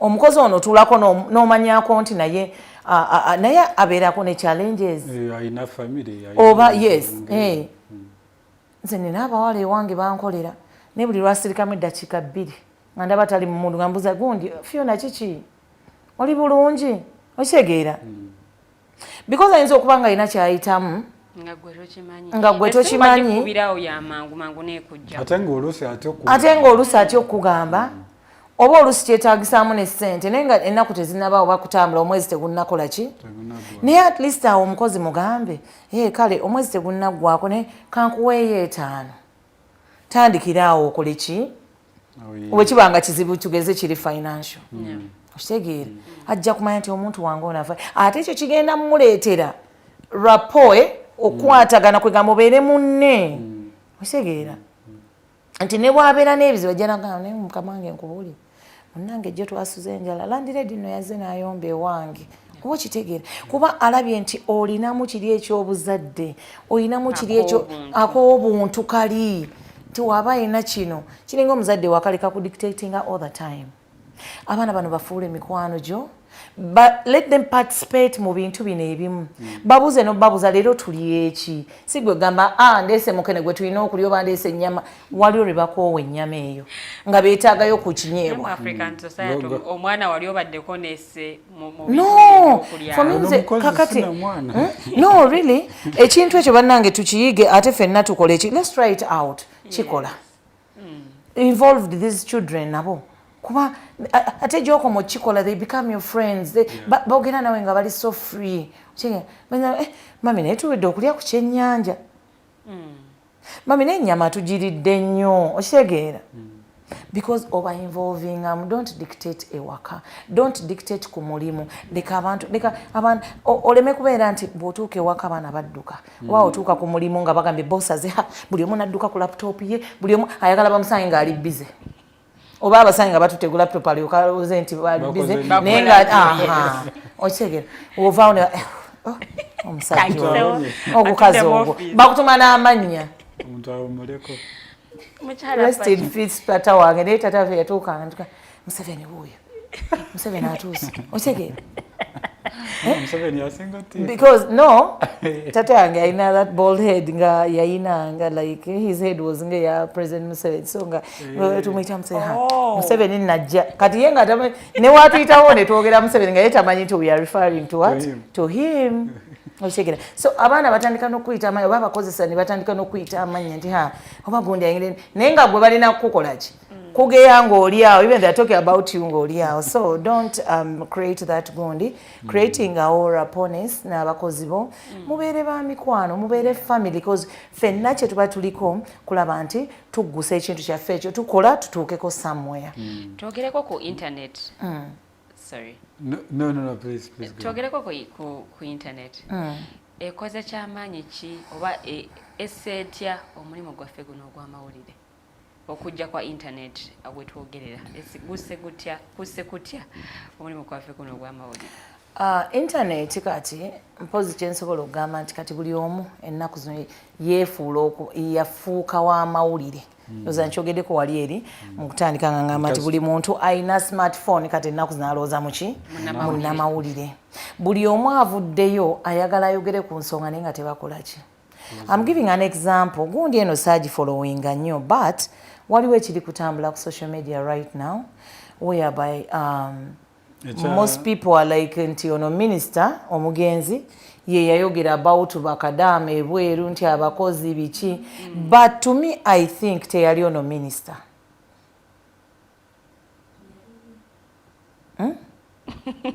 Minister w'ensonga za gundi ez'abakozi yali ye right he's in the ministry of gender yali mu ministry ata abanjage gambuzabuza na gundi so kati olaba ekintu kye batambuzizza ennyo nti kati buli omu awandika bannange ebiki kale ayinza okuba yes yali ye naye okuvaayo ne mutandika kati okuwandika bye muwandiika okukola ki I think ebintu ebyo wabeerewo regulations ezikola ki kuba kakati sikiwa nti munnamawulire a professional one can go n'atandika ebyo wayogera booti ne booti koolabe ebiki okitegeera so kati nti abantu abamu bagenda ofuna amawulire nga ffe abaalireese amatuufu agasoosewo ate ebintu ebitali bituufu bitambula bitambula nnyo otegeera nti ebintu bitambula notamanya sipiidi kwe bikoledde ki onakifuna n'akatingamu ye buli omu akatingamu kayagala n'atambuza n'akola kyo kitegeera so ono n'atamanya nti kyavudde ku ki okolera bwekiti ne bwekiti okitegeera so internet eyina engeri gyetu batugamba amawulire kati gatuuka mawulu ogenda otuuse eggulire nga oli takyagala nakumanya nga babiyiseyiseemu naye ate byoyiseyiseemu nga gwolooza bye bituufu ate nga nze nnina ebituufu because wotunuulira example kankozese eya minisita si kirungi kumukozesa mu nsonga nga zino naye njagala kuwa example ku kufa kwe nti obuvidiyo bwatambudde nga because ebiseera ebisinga tulinda amawulire at least ag'oku 7 oba ag'ekiro aba ku TV twamanyira 7 ne saawa emu rather kuba ag'essatu olaba emu oba omanye ekiri mu g'essatu kuba nze sitera kulaba ag'essatu mala n'omwaka kuba olwedde mba manye ekijja mu unlike radios nti radio jawulira ag'essatu oba ag'ennyo oli ag'12 ku makya bwe bityo kati ekintu ne kiba nga kikyuse nti social media yatambulizaawo amawulire yatambuza amawulire nga n'okugasoma tebannagasoma because abasinga bagategeredde ku social media gundi afudde imposing n'abajja ate okureporting even the ones who are coming to report basaawemu the traditional ways nabo oluusi bagafunye ate ku social media era bw'otunuulira obutambi obumu obwazze buzannyibwa ku media house ng'olabira ddala nti baagajje ku ki okitegeera so kakati eyonoonya omulimu gwaffe weewaawo wadde bitambula mangu biki ne bituuka ku bantu naye kati ffe tugenda ogajjayo nga balinga that is trash kati ffe ate abaleeta the real gundi kati that is trash twabirabye dda bannamawulire ennaku zino tufuusenga babulooga buli munnamawulire kati si tufuusenga bonna tuli babulooga ndoza nkoze ekigambo ekyo ne sina bloggers because blogger ne waliwo blogger waliwo vlogger so tulina okwawula ebintu bino obiteeka ku pages zaffe na biki is not bad naye oba kati buli omu afa following likes okitegeera ne shares anti naye agamba wagenda okufunira akasente waliyo akasente ngambadde si social media waliyo anyway naye nga byonna senga state etuleka ne tukola bulungi nnyo emirimu gyaffe netagamba nti nno maybe because you don't practice your gundi kubanga you are in a failed state no twagala ate kukozesa that gundi but of course tulina we tutuuka ne tugana naye bannange naddala kiri oba mu mawanga ga Africa baida abasinga bannamawulire tunyigirizibwa almost kyekimu mawanga ag'enjawulo mu Africa muno naye ffe twazzaga lwaki mu Africa we not supposed to have bannamawulire lwaki ffe temutuwuliriza lwaki temutuleka kukola emirimu gyaffe nga bw'olaba abazungu agenda awantu n'agenda e Somalia nakola n'alaga byonna ebikola ki evidiyo kitegeera ti munnamawulire ye muntu atuuka awantu ne bagamba this is so and so and today waliyo kino na kino bannamawulire are going to celebrate their day twali tutuddeko wamu nga bannamawulire ne tuhaving even just a mere dinner ne twogera ku nsonga ezituluma mukulu Rogers alina ekibuuzo kyayagala okubuuza naye nga tannajja gendera ddala nakano kwongereza ekaawo ak'okuba nti media houses gye tukolera oba oliawo balinga abapromotinze obutakolagana mu bannamawulire nti waliwo abamu abakolera mu media house ne beeraba nga bali waggulu nnyo ate okusinga abali mu media house eno oba oluusi n'osanga bannamawulire ng'ajja okukola show ye naye nga show yagitambuliza ku munnamawulire munno olw'okuba akola ku station ey'enjawulo ye gy'atakolako so don't you think nti ffe nnyini ffe tulinga abalemeddwa okukolagana nga twetwala nti abamu tuli bakitalo ku bannaffe kale ate ffe tukolera mu mikutu gimanyikiddwa ennyo okusinga kujja mmwe kirasi ffe kiraffe yaffe awaggulu mwe muli loko era muli boba loko kuba waliyo abeemanyi bo nga beemanyi nti ki mpozi twongerezeko na kino waliyo abakolera n'ebikutu gya gavumenti nga bo balowooza bo sayidi yaabwe yakubanga ku sayidi ya gavumenti all the time nga n'ebibi ebyo balabira ddala nti biki nga tebaagala biraga abantu just because akola ku station eya gavumenti naye ne gavumenti eno President Museveni waatudde oba minisita gundi oba MP gundi tajja kumanya nti ekyalo bwe kiti mu muluka gwawa mu constituency yange kyetaaga amazzi oba kyetaaga because tajja tambula wonna waliwo watajja kutuuka. So munnamawulire yakuyamba okumanya ekintu ekyo. Kaakati gwe bw'oba okolera ekitongole gundi n'ogamba sigenda kukola kino because enguudo ziraba mbi gwoga ezo nnungi ezo mwalabye z'ejjuba. Okitegeera. Naye ng'okimanyi nti ddala mu town mu city center the roads are so bad. Nze nenzija eno ku Digitalk ne ngamba amakubo getambulira mga munnamawulire tuli kumpeewo we analyzing oba amawulire ga week oba biki. Okitegeera. Gwe n'otweno n'ogamba no oyo ali political enguudo nnungi naye nga naawe ddala oyitamu n'okuba ne bakuba mu kinnya n'ogamba kiki kino. Bw'obeera otudde mu taxi n'oyimuka n'okuba n'omutwe waggulu ku ruufu ya taxi. Okitegeera. So it's about being professional tukole emirimu gyaffe nga tetutya ate nga tetulina kyekubiira. Ffe tulwanda bannamawulire banna. Ffe twerwanyisa. Okitegeera. It becomes quite hard because honestly speaking, if you're the same people, if you, for example, a family, but with a family even in the moment, how do you have issues at home? How do you expect an outsider to be to treat you better? Because they're going to treat you the way you treat each other. Yes. But anyways, my question was going to Gwenga Omuchara Bademawudi for quite some time. How has it been? The dynamics, the whole idea of the profession of journalism, the reporting, the process, how has it been for a woman? From a women perspective. Ng'omukyala tubadde tutambula bubi emyaka egyo gyonna. We would move n'okola emirimu gyo nga bwe girina otambula n'omanya nti kati ngenze mu field ngenze wano nga ne enkolagana yaffe yali nnungi n'abantu naye oba oliawo some people ate balina engeri gye bakikola ki nga bwe nkugambye nti no oyinza okugenda tugeze oweetaaga an interview from musajja n'okola even maybe n'otuuka ku reception n'owandiika you want this and so biki n'agamba ani azze gundi wa station gundi oyo alinde siriiwo mugambe ndi busy oba mugamba you know because just toyagadde station gyenzidemu eyinza okuba terinafuna linnya nnyo terina maanyi nnyo oba gyeri ebaddewo tukya strugglinga naffe okutuuka bali bemulowooza nti kati bakabi we bali okitegeera. So give me that chance also nange nkole, give me that story olaba amaanyi gaffe naffe tukule mpola mpola tutuukewa.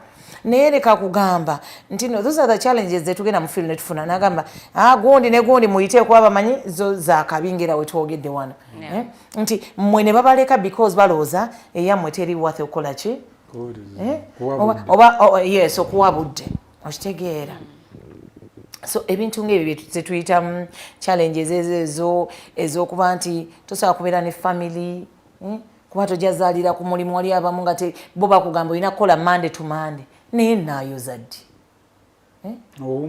naawummulako ddi guno omutwe gulina okuwummula every time buli lwojja ku set every time oyina okumindinga n'okubeera ne bintu byoyogera ku ki ku mpewo and you have to look fresh ne freshness nkoze ntya nga nono munnamawulire munnaffe yakafa wano yafuna accident kigambibwa nti yava Hoima obudde nga buyise naye alina okuleeta waaka we yava ku station 7 n'avuga 7:8 nagendako ewaka naye nga 11 atalina okubeerawa ate nga alina okujja eno ng'amaze okuteekayo waaka we oba okitegeera.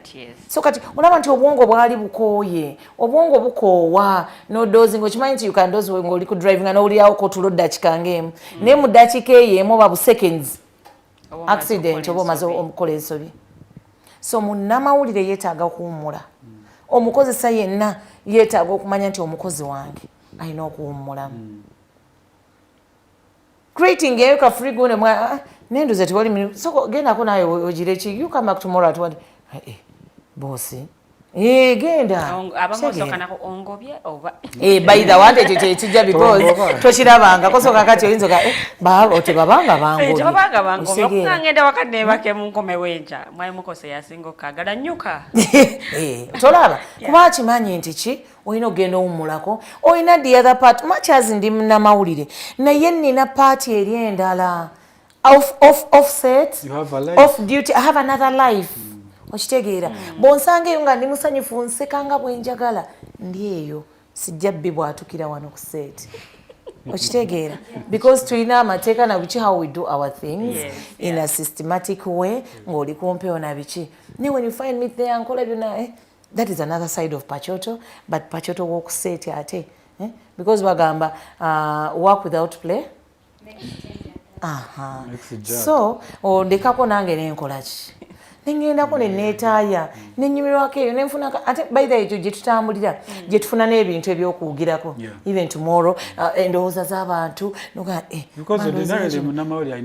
tubeera mu bantu enkya bwe story gye naayogerako enkya ejja kuba relatinga ku gyembadde yes gy'obadde gy'okola ki so ekintu ekyo because waliwo amawulire mangi nnyo ge batalaga ku mpewo naye nga gali mu bitundu ebyenjawulo gamba nga n'abagayina batya n'okugoogera ku mpewo batya kutuuna mu kamera biki naye nga ayinza okufaidingamu gwe naamu naye kankubuulire kyabadde bwekidebweki tulinako omubbi mwana wa chairman naye chairman tayagala kukola ki oba omubbi mwana wa defense be batulugunya ekyalo oba defense ye mubbi okitegeera so ebintu ebyo bifuna otya ng'oli wansi mu bantu bano katuyiteiteko mu comments Amuda Alex webale nnyo kubanga kooli agamba Pacho good morning greetings to Bean Lilian that means that we are living in a failed state omukyala akikonyeko nakati tuli mu failed state leka nze mbuze Bean yani sinnategeera nanga nti Bean yani naye kale katutambulirawo kitukoze bubi nnyo kubanga mukyala tenjo tali ku state kubanga wali omuliro gukutte bwasituka bwatunda naye webale nnyo kubanga ogoberera Godfrey agamba even our kids we put in boarding schools aren't fed well they come back sick and malnourished what alternative have we got with this regime Godfrey agambye nayongerako naga Bashir was a total loss nayongerako nagamba nti you need alternative government for things to get better katika nsomere comment eno nandoza kibuuzo nagamba what to do with state capture of all institutions. State doesn't like truth. A free press leads to development of all institutions and capacities within the population and a corruption-free, almost free society. Wamacho ne kituufu. The state teyagala mazima. Ndoza nawe kyosobola oku gwe kikyo badde ng'olaba. Simanyi mbadde sibyetegereza bulungi. Kati gw'omu kwabo ndoza nawe atandise okutya kyogere nti tebakola ki tebaagala fe abavayo ne twogera amazima olaba kamera zikutunduddemu olaba bakubidde amasimu kyotegeera so naye nga baali tulese ne tukola emirimu gyaffe waliwo nalina akantu kagambye wano buwadde bubiri oba obulabye bwa Digital TV really something like you're really doing a great work. Hope this government hears this information. Nagamba naitaba NRM bajje bayige nenayongerako nagamba this current government doesn't love this country. For the last 30 years we would be far seriously. Ezo ndowooza zaba munange zabalabye ate bebale nyuma niwookola nga tofuna feedback kibi nnyo bw'ofuna feedback nze bwe mbeera ku mpewo ne sifuna muntu okujjako ng'eyo sho tebakubamu masimu era abakozesa abamu bannange mutumenya kuba sijja kumanya nti nina abantu benjogera nabo masifunye feedback nobeera so selfish toyagala program oba ebeere ku gundi tubeere n'akasimu mu studio nobeera so selfish ku radio gama akola program tokwata masimu how will I know the feedback so mwebale nnyo bandi abatugoberera abakomenti nze bannayuganda baagala eggwanga lyabwe naye waliwo lw'oyagala Uganda naawe ne gakuggwa but we love our country ne wegomba ogendako mu nsi endala n'ogamba nze senga ne mama wange oba yali kuki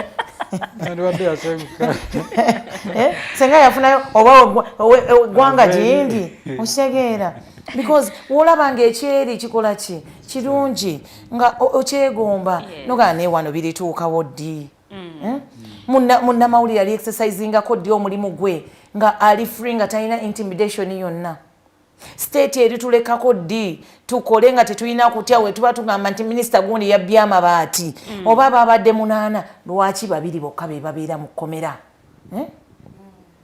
egamba nga amabaati gabbibwa bonna why is it nti omu oba babiri oba basatu bebali mu kkomera abalala kiki? What is behind that? Kati ebyo binagwawo bitya? Abalala nabajjaga kasanze ndi gundi nnyo darling wa gundi yetajja kuntwala oba tebajja kuntwala tebajja nakumpandiikako mawulire. Waliyo ebintu byotunuya n'ogamba naye ddala bwe tubanga tulwanisa muze guno ti munnamawulire ovuddeyo n'olya ssente oba n'okola kifeekefeeke story biki bakwatisa omukono ogw'ekyuma bagambe sooka olekerawo n'okupracticinga nga bw'olaba nti abasawo bagamba nti w'okola gundi basooka ne bakuggyako ne gundi ne bagamba emyaka bwe kiti ogenda kukola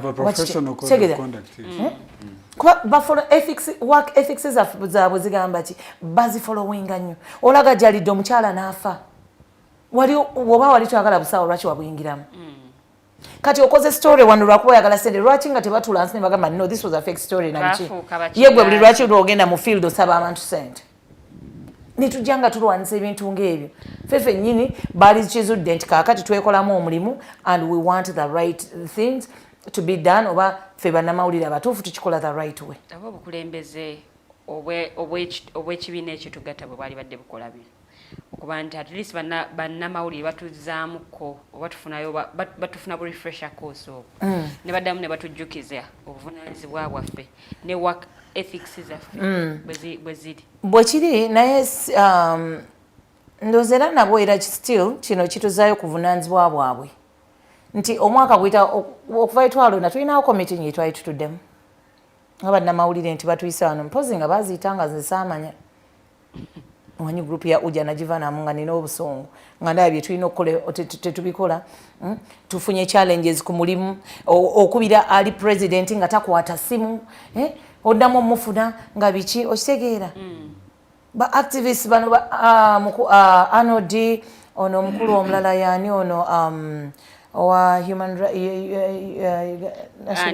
Sempala mukulu oyo Robert Sempala nga naye ate nga ne Sempala naye nga atambula nnyo babiki nga ate naye message si gwe ng'omuntu alina omutuukirira kyali badde nti tulopawa abali mu uja be batwala ki be babyongeze ne waba mukose Arnold Anthony ba Sempala baani okitegeera naye tetuli organized. Twakolamu ebibinja mujjo mu batukolamu ebibinja government yatukolamu ebibinja wali abamu be batwala nga bo balina kubeera ku side eno okitegeera nga bo bamanyi nti minze enkolera ki bo benyini be batwawulamu nze bwe nnyinza okukigamba kuba waliyo bali bo nga bwe nkugambye nti weebeera campaign waki bamanya nti gundi ne gundi yali ku trail gundi yaffe why would it be like that? Kuba essimu ku media house gundi ogambe Digitalk twagalayo reporter gundi twagala reporter gundi twagala reporter gundi twagala reporter tugenda mu kisenyi leero simple let us do our work negwe wolemera ku gundi njagala Lilian why? Because omanyi nti waliyo kati Lilian oyagala mufuula gundi wonnyo abenga waliyo ebintu ebimu byatakola ki nti empale yo wagirabako ekituli agamba walabye bubi amazzi age gabadde gakubyewo kimaapu okitegeera oba ekisooto kyekyaguddewo ne kikubawo maapu naye nga kituufu kiri nti ekituli kiriku empale n'ekituli okitegeera. So generally ku bintu bino nga bw'obyogedde we have a number of issues we have talked about. Some have to do with us as journalists themselves. Others have to do with the leaders of the media houses, the owners, actually, not the leaders, yes. Maybe I had to do with the associations of the journalists themselves. Another had to do with government and out of all those issues. How do we now assemble ourselves, rally journalism to bring it back to that space? Why you get the other to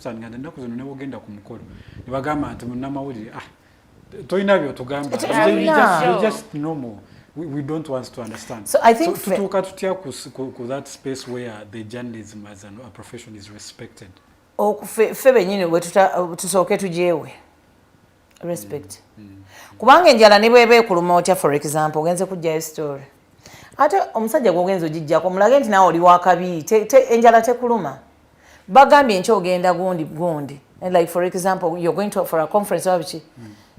Okiba kyetaagisa even okugenda kusaba kooti nawe gijje ogende ng'oggumidde nga balaba nti kye naye omwana agenda n'akutuukako nga tegudde olubege enviiri aninga yafubutuseewa abana n'ogamba kiki kino kati ddala omuntu akutunuulira omanyi kiringa interviews when you're going for interview the very first day eyo gundi eyo impression eyo gyowa omuntu oyo agenda okukozesa oba gyogenza okukola interview ye mulaga nti ono omuntu wabuvunaanyizibwa ono omuntu ali oba you know confidence okitegeera the way you look the way okitegeera buli kimu nga nonya ekooti yo nawe suulako bulungi genda ng'oggumidde okitegeera naye noolaba abaana ng'agenze ng'ate era tooba nenye bambi enfuna maybe talina ssente maybe abamu babagamba nobagamba sooka okole okumala emyezi 4-5 tulabe nga bwakolaki kyokka nga bwe giggwayo ng'oyo bagoba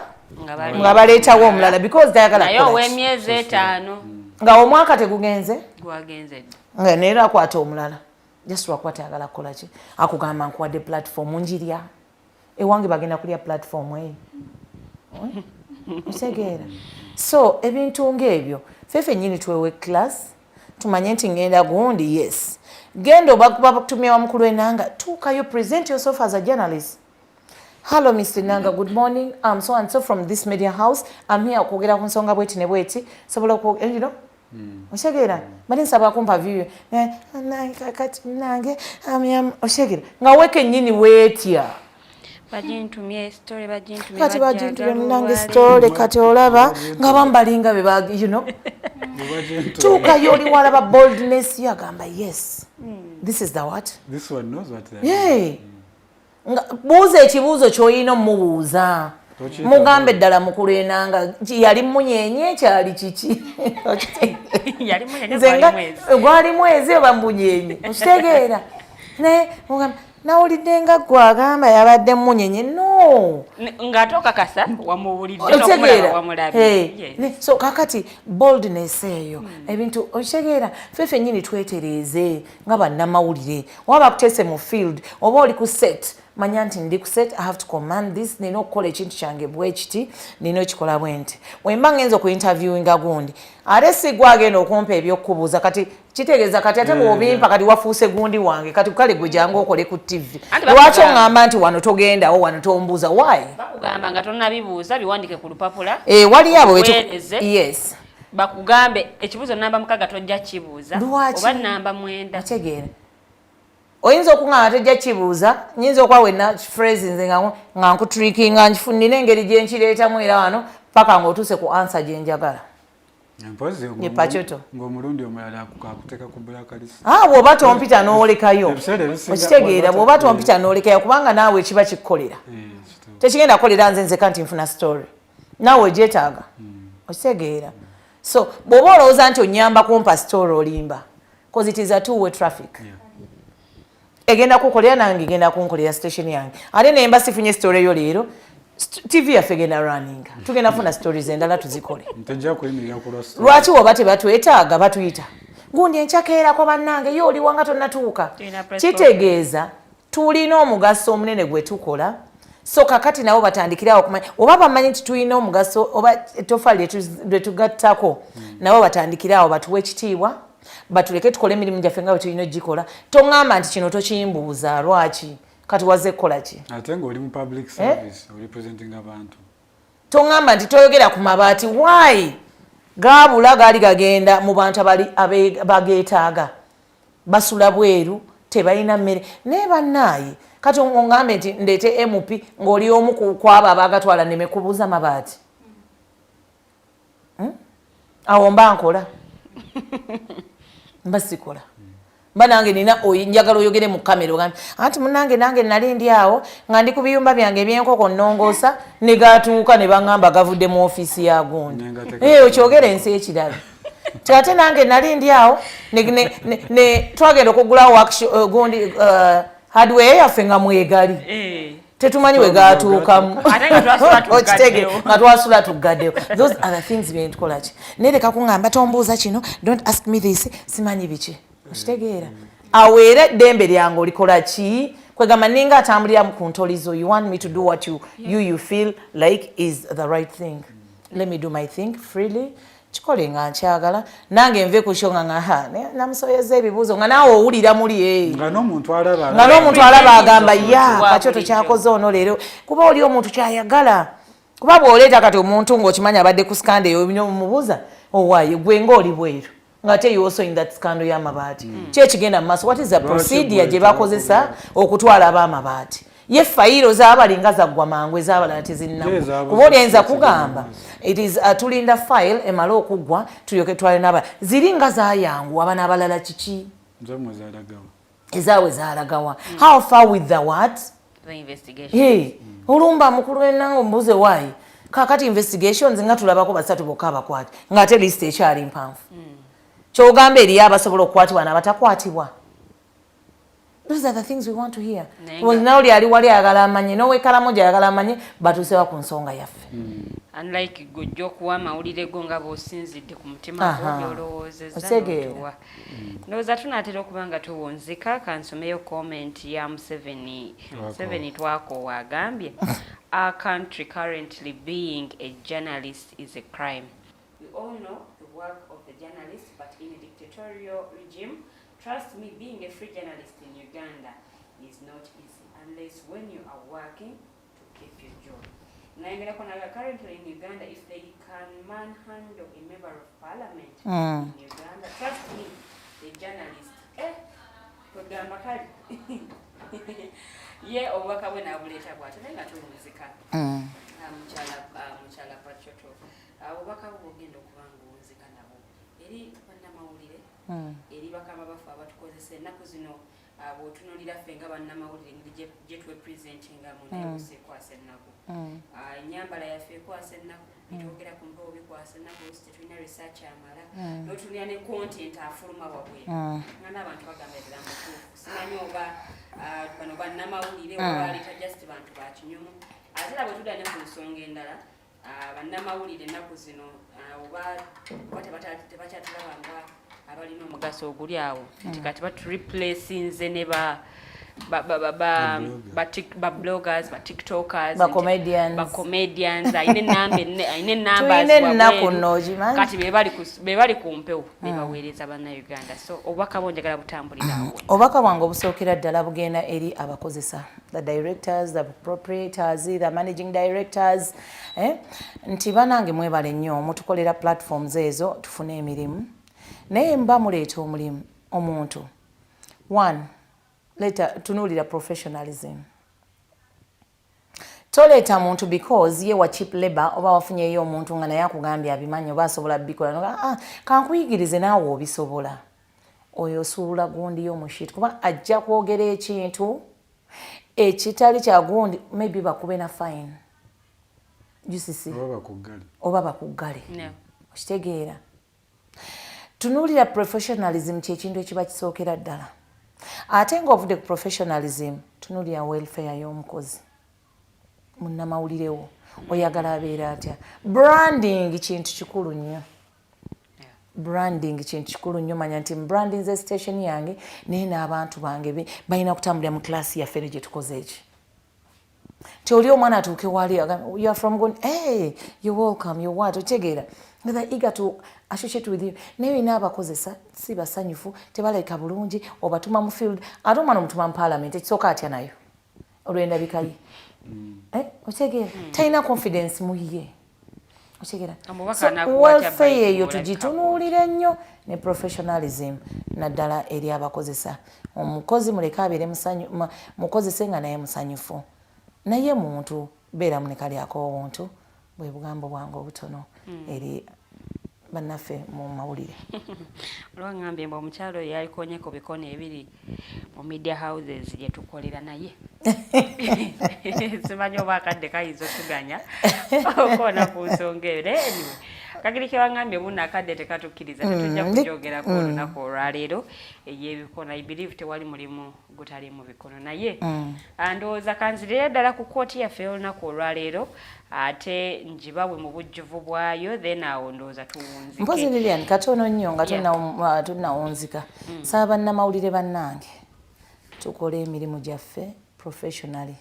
Nze bwe ntuula eyo ewange ewaka ne mpulira story oba ne ndaba ne mbeera ku TV wano nga muyina bye mwogerako ngamba yes bano abaana bakoze research oba bakoze mbeenyumirizaamu nze ne wemba siri ku mpewo oba ne mpulira story ya gundi nti it was by Lilian and so and so amawulire gano nno gakusakiddwa Lilian na biki ngamba yes mbeerayo nga ndi so proud, so let's exercise our job professionally bulungi tugikole kuba tujesiimise kuba wokola obulungi naawe obeerayo ng'owulira story yo wali olwokola story buli okimanyi nti wali olwokola story buli media house nege bana gundi wagikoze ote wagijeewa baki naffe tuwe contact yoyo omuntu otegeera nga gwe wagikoze wekka the uniqueness, that everything.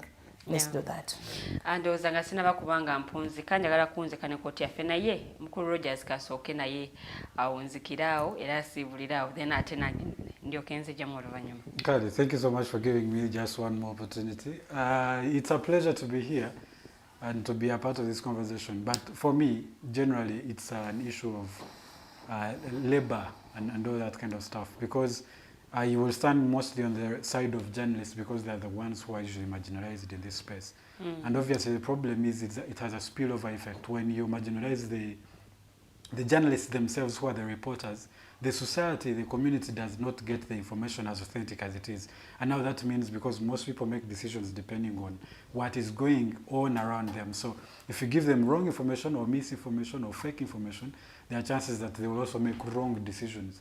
And now you can see where that goes. So I think, to me, there should be so much respect for the rights, particularly for the rights of journalists. And my message mostly goes to the government and those governing bodies, because I feel like they're the ones who have curtailed the rights and voices of the journalists for the most times. So for me, there should be respect for the rights of expression, 1, 2, for the information dissemination. Thank you so much. Okay.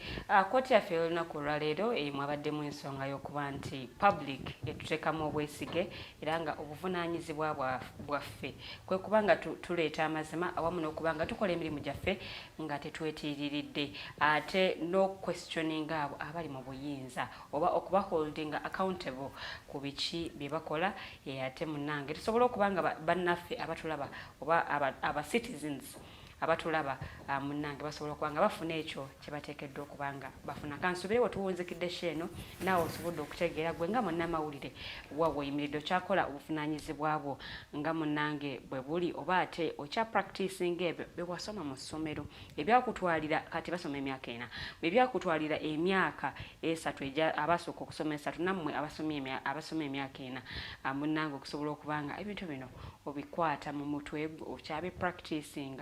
Mwebale nnyo mwenna abatugoberedde tubadde n'omukyala Pachoto nga twogera ku nsonga ez'enjawulo eziruma bannamawulire. Nze omumbejja luwedde Lilian njawo kwebaza munnange Rogers Studio habwe bwe tutambuza programu y'olunaku olwaleero so nga ate ku kamera akubaddeko omukyala Teddy Tenjo nabukeera naye nga ate mu control room wabaddeyo omwami Mokose Arnold Anthony. Bwe tukoze okulaba nga sheeno ebeera nga ggwe kyosobodde okuba nga ofuna ku mpewo. Mighty Drive olunaku olw'enkya ejjagenda mu maaso etusoba programu ate eya Mighty Drive ey'okumakya nga boogera ku buwangwa n'ennono so nga ate olunaku still olw'enkya akawungezi ku ssaawa mu The Voltage Show ejja kubeerayo nga nze kennyini kamwa kwogera nze nja okugikutuusaako so nga ate ku Lwomukaaga The Interface ejja kubeerayo ate ne Snaptalk nayo ejja kubeerayo bulungi nnyo n'omukyala Teddy Tenjo nabukera kambagaliza okubeera obulungi tusenkana omulundi ogujja. Good morning.